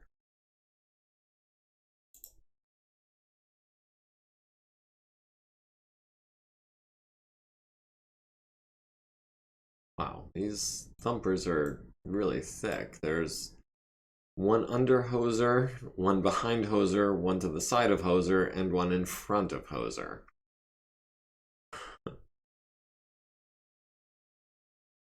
Alright, Stiletto. Can we get behind anyone? We can get behind this Warhammer. Oh, that's juicy. I don't like it, boss. He's gonna get thumped. Yeah, with all those thumpers, but they would be thumping on themselves if they did. I'm not... The Ostrak in the rear arc is a little worrisome. He's running hot, though, so he's only going to be firing his medium lasers, mainly. The Shadowhawk isn't in the rear arc and doesn't honestly have a whole lot of firepower. Honestly, I wouldn't mind it. I wouldn't mind. I'm sure Hoser would mind, but I wouldn't mind if Hoser took an artillery shell or 2, because every point of damage he takes, the enemy is taking 5 times over. 1, 2, 3, 4. Yeah, 5 times over.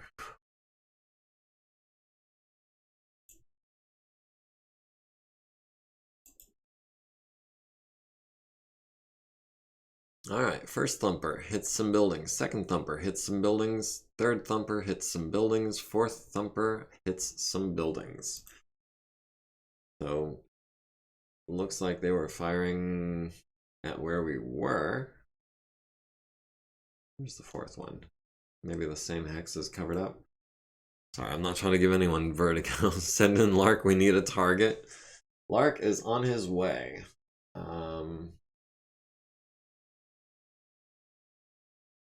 As a matter of fact,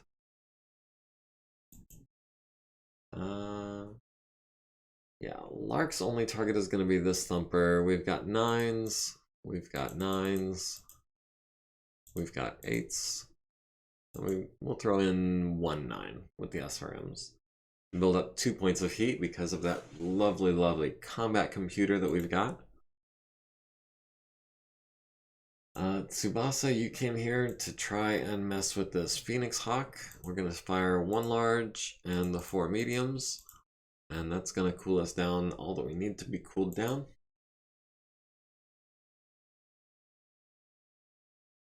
Alright, where is this guy actually weakest? Front is... okay, so...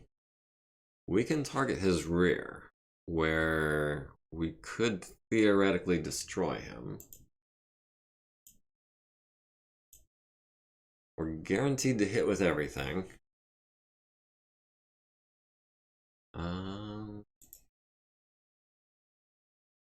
Actually,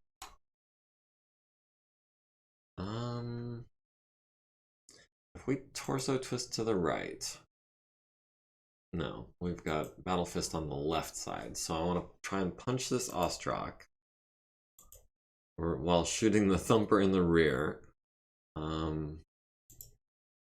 That's going to be 2 PPCs. I think we can do 2 PPCs, the large, and go up to 6 heat. Do we go up to 6 heat with Hoser, or do we like to keep it cool? There. I mean, that's 4 medium lasers. That's 20 points of damage. He's got, what was it, 28 plus 6? Make him a fireball. Shoot everything. You're not Hoser. You can't tell me how to play.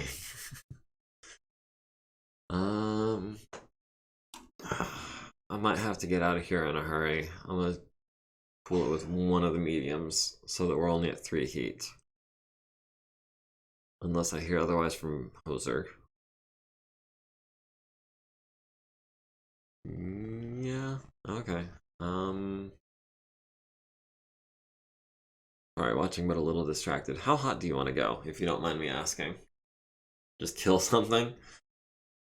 Okay. Well, you heard the man. We're going to 6 heat.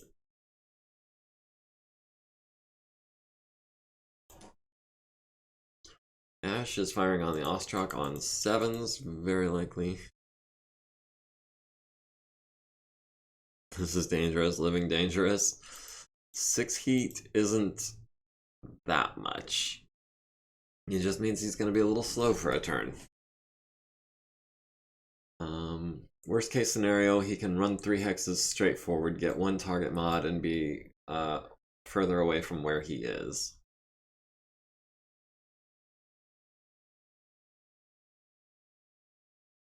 Alright, so Ash firing 8 medium lasers at the Ostrak on 7s. Hopefully none of them glance, but I'm sure some of them will. Stiletto, you came here to get in the back of this Warhammer, which we're going to do with much joy and rejoicing. If you don't have ammo, there's no need to worry about heat. I agree. If you don't have ammo, the only penalties for heat are temporary. If you do need to be a little more careful. But even if you have ammo, 6 heat is not gonna spark anything. You know what I mean?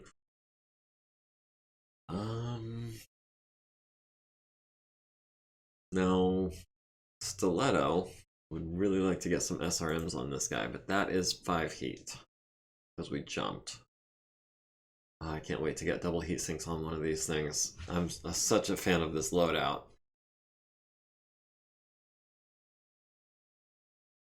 We can take a cooldown turn after this. Alright, the Thumper, landing a machine gun on Hoser's right arm. The machine gun turret missing with everything on 12s. Get that SPA that lets you ignore the first penalty level, no problem. That's what, I know there's one that reduces your gunnery penalty from heat.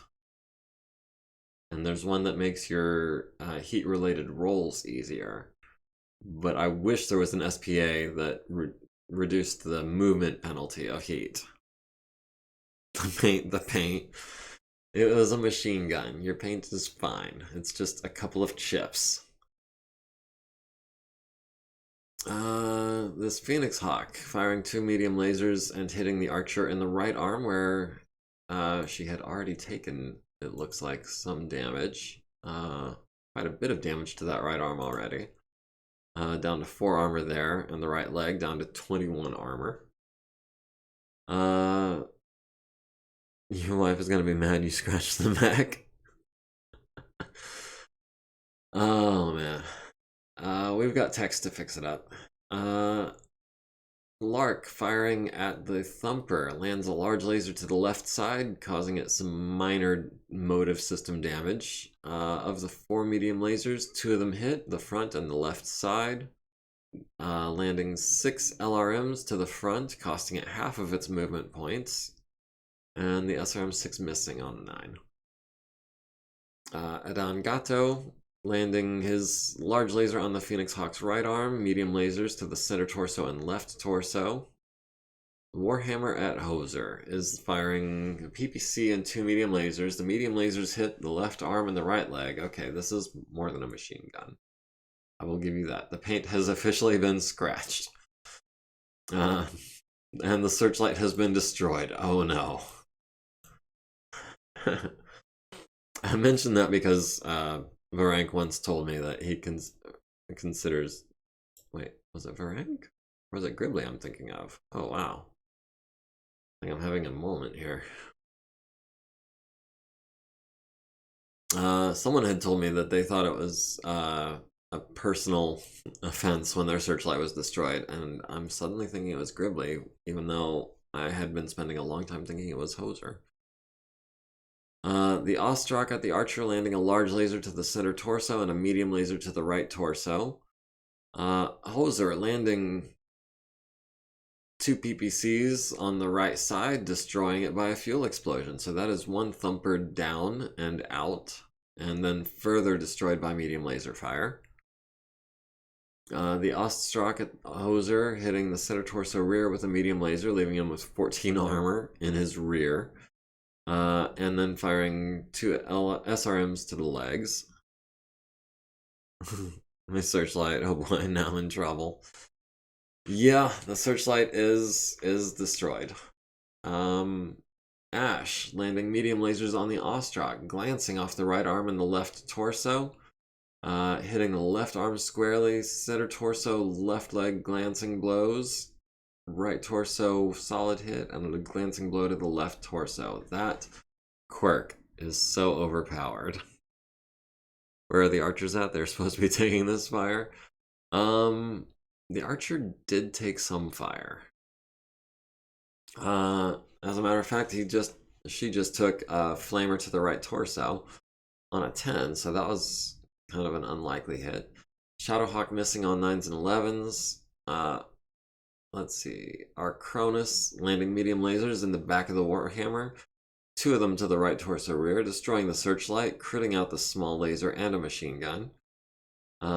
Medium laser to the left torso rear, SRMs to the right torso rear, critting on the SRM-6, and an SRM to the left torso rear, leaving him with 1 armor there. Hoser stays standing, needs a 5, gets a 9. Ash needs a 4, gets a 9, and the Ostrak needs an 8, gets an 8. So he is actually, these guys are all green pilots, but the Ostrak is especially green. with a piloting skill of 7. Alright, we can punch the Ostrak with our Battle Fist, should be. Needing a 5 for 8 damage. And we can hatchet. 2 hit 3, damage 14. Oh yes. It's all coming together beautifully. Alright, the Ostrak punches the Awesome in the center torso rear for 6 damage, leaving him with a mere 8 points of armor remaining. The Awesome returns the favor by punching the Ostrak in the right arm for 8, leaving him with 0 armor. The Ostrak kicking at the Archer and missing, the Archer hatcheting the Ostrak in the left torso for 14. The Ostrak needs a 7 because he missed a kick, and he gets a 9, so nobody falls down. Our Cronus is at 5 heat, Poser's Ride is at 6, the Stalker is at 2, the Blackjack and the Archer are at 0. The 2 Ostraks, 68 and 69, are at 3 and 5 respectively. Warhammer is at 7, the Phoenix Hawk is at 8. He's really pushing it. He's going to be taking gunnery penalties as well as movement penalties next turn. And with only 10 heat sinks, he's going to have to jump. He's not going to have any heat left over, any capacity for heat. And I just noticed my timer is sitting at 2 hours, 2.5 minutes. But I wanted to give you guys a little bit more warning than this before I started, before I ended the stream. So I will go ahead and do one more turn, and then we're gonna call it. Frank says, "Oh no." Yes, I knew I wasn't gonna be able to finish this mission. It's just too big and too complicated of a mission. Too many units on the field. Thumper's landing in 0 turns. All right. First thing that needs to happen. Poser needs to get not blocked in.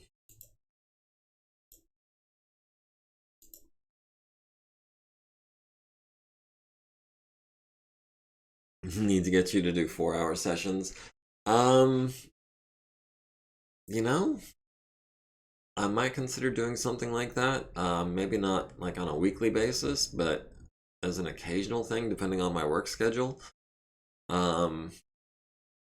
I don't know if I can record a session that long though, so I wouldn't necessarily be able to put it up. Well, no, we did 4 hours with Gribbly, so I'm pretty sure I can handle that. Yeah. Not gonna make any promises as to when, but I will make an effort to try to schedule a 4-hour session sometime in the future. And you can clip that and bring it back to me sometime later. Put it on Discord. Warwolf coming in here, gonna kick a thumper, if nothing else. Alright, Ash has been taking actually kind of a beating. Let me detach this. Yeah, that right arm is getting really weak. Put that in your pipe. 4-hour session would be cool. Yeah. 4-hour mega session. Okay, sounds like you guys are down too. Point taken. Point taken. So let's see. This archer, the only thing it really has in that right arm is a hatchet. And we've got a spare hatchet. I actually get tired easily. Yeah, honestly, 4 hours is about when I start getting antsy and restless and fatigued. But I should be able to manage. We can move 4 hexes. That's only a target mod of 1. It means 2 piloting checks, but Ash is a good pilot, if not a great shot. And that gives us melee range from the Warhammer. I don't get restless, I get unconscious. Needs 2s. Yeah, we can chance that. No big deal.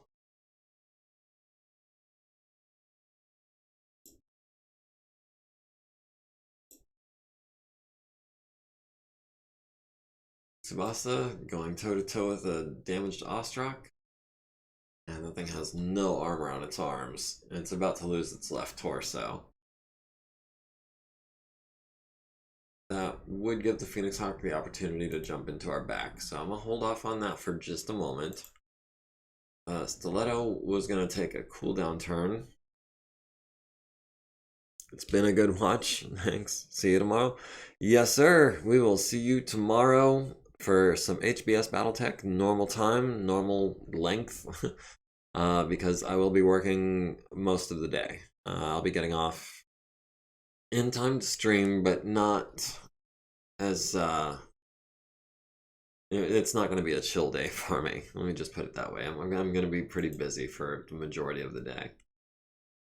Height 2, height 3. But yes, glad you could join us. Always a pleasure. I just kicked my shoes.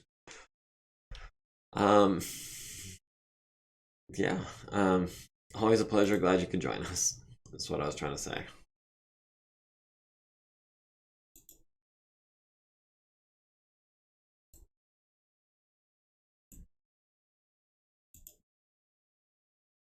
Yeah, let's combine fire on this Warhammer. Okay, Warhammer needs a 3, gets a 4. Shadowhawk needs a 5, gets a 6. Now, Warhammer actually has a decent pilot, doesn't he? 4-4. Yeah, I think that's the best pilot on their team. Alright, Thumper landing on some buildings, terrain taking damage. There's only 3 of them now. Soon there will be 2.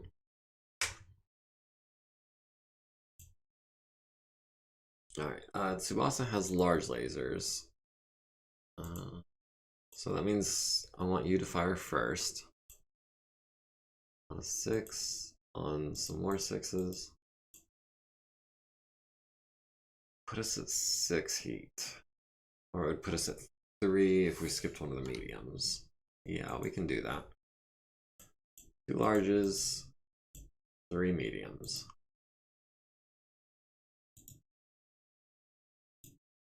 And then this Warhammer, which has largely been taken out, has 2 mediums, a small, and a machine gun, plus the 2 PPCs.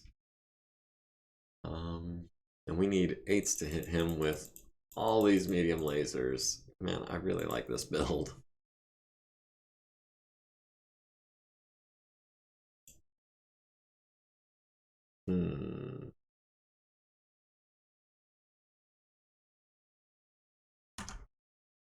We're going to do the same trick again. We're going to torso twist in preparation for a punch on the Shadowhawk. We're going to fire 1 PPC, the large and the mediums, and that should put us right at 38. We'll throw in the small for 39. Warwolf on the Thumper or on the Shadowhawk. The Thumper's 6s. It's hard to pass up a target that's so easy to hit.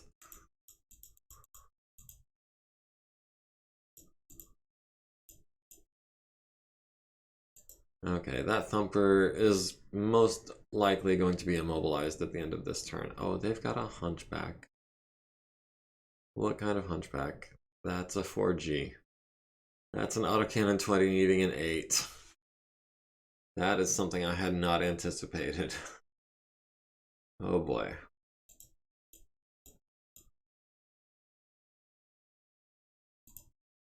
And on our cooldown turn, no less. It's going to be a medium laser and an SRM-4 coming back at an autocannon 20. Machine gun turret landing 2 hits on the archer to the center torso and the left arm. Thumper landing a machine gun on the stalker's right arm. Blackjack at the Warhammer landing 1 large laser to the left torso, medium laser to the left leg, and 2 to the right torso. Phoenix Hawk missing a medium laser and a machine gun on 12s. Hunchback missing his big gun, needs an 8, gets a 7, landing a medium laser to the left arm though. So we didn't escape completely scot-free. Warhammer missing with the PPC and 2 mediums, but hitting with the small laser and a machine gun. And then our return fire from Ash Landing medium lasers to the right torso ×2, left leg and left torso and left arm. Critting out another machine gun and going internal in multiple locations. That's the right and left torso internal and left leg, down to 10 structure. Ostrak at the archer, landing a large laser to the left torso and a medium laser to the right leg. Our awesome Hoser, landing, missing with the PPC, but hitting the large laser to the left arm, medium lasers to the left torso, and 2 to the right torso, leaving him with 2 armor. Not quite forcing a piloting check. The Ostrak at Hoser, missing the large laser, landing 2 medium lasers to the right torso rear. That's a problem. Oh no, yeah. Those PPCs have not been your friend today. And this Ostrak in your rear arc is also likewise being an issue. Flamer turret at Adangato's Blackjack, critting on the left arm, critting on the shoulder, and a medium laser, so that's one of the larges essentially out of action. And one of the mediums also totally out of action. Warwolf at the Thumper, landing a large laser, costing it half its movement points. Medium laser, costing it another half of its movement points. SRM6, costing it 2 more movement points, plus halving it, but at half of 0 is 0. Costing it all of its movement points and then some, but not technically immobilizing it. It is, however, down to 2 armor on its left side, so maybe we can kick it. The Whitworth, landing 2 medium lasers on Hoser's ride to the right leg and right torso. Shadowhawk landing a medium laser to the right leg. Our Cronus landing a medium laser on the Hunchback's center torso and 3 SRMs splashing about. Hoser needs a 5, gets a 5 to stay standing. Ash needs a 4, gets a 9. Warhammer needs a 6, gets a 9. Whitworth needs a 5, gets a 4. Takes 4 damage to the right torso rear, leaving it with 2 armor remaining.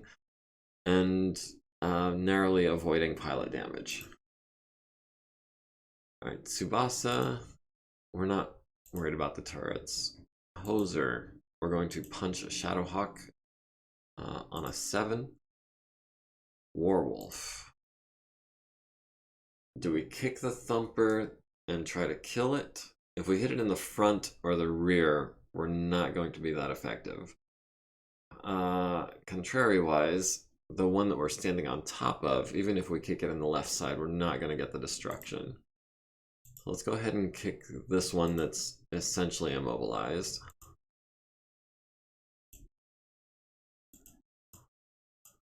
And hatchet the Warhammer on a 4.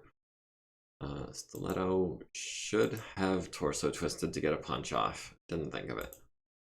That's on me. Alright, Hoser missing his punch on the Shadowhawk. The Stalker kicking the Thumper in the front, costing it another half of its movement points, but not immobilizing it. Ash landing a hatchet attack on the Warhammer's left arm for 14, critting on his lower arm and leaving him with 7 structure. Shadowhawk kicking Hoser's right in the left leg for 11, down to 20 armor there, and forcing in piloting skill check. That was just 7s. Yeah, needed a 7, got a 6. That's a shame. It's not quite a coin flip, but it's pretty close. All right. Well, gentlemen, and potentially ladies, we're going to create a new save. It's going to be RD base take 2. We're going to save that. We're going to close out of here. Yes, I know I've been disconnected. That was the goal. We're going to save the campaign as we'll call that exit save. HBS tomorrow night, yes, absolutely. Oh, speaking of HBS, Thank you all for joining me. It's been great. It's been wonderful. I've really enjoyed having you all along for the ride. And I appreciate the support. Like, comment, follow, subscribe, join the community. Link to the Discord is in my bio. Link to YouTube is in my Twitch. Link to Twitch is in my YouTube and all that good stuff. Cheers, guys. Have a good one. You too. We will see you all tomorrow. And with that, have a good night.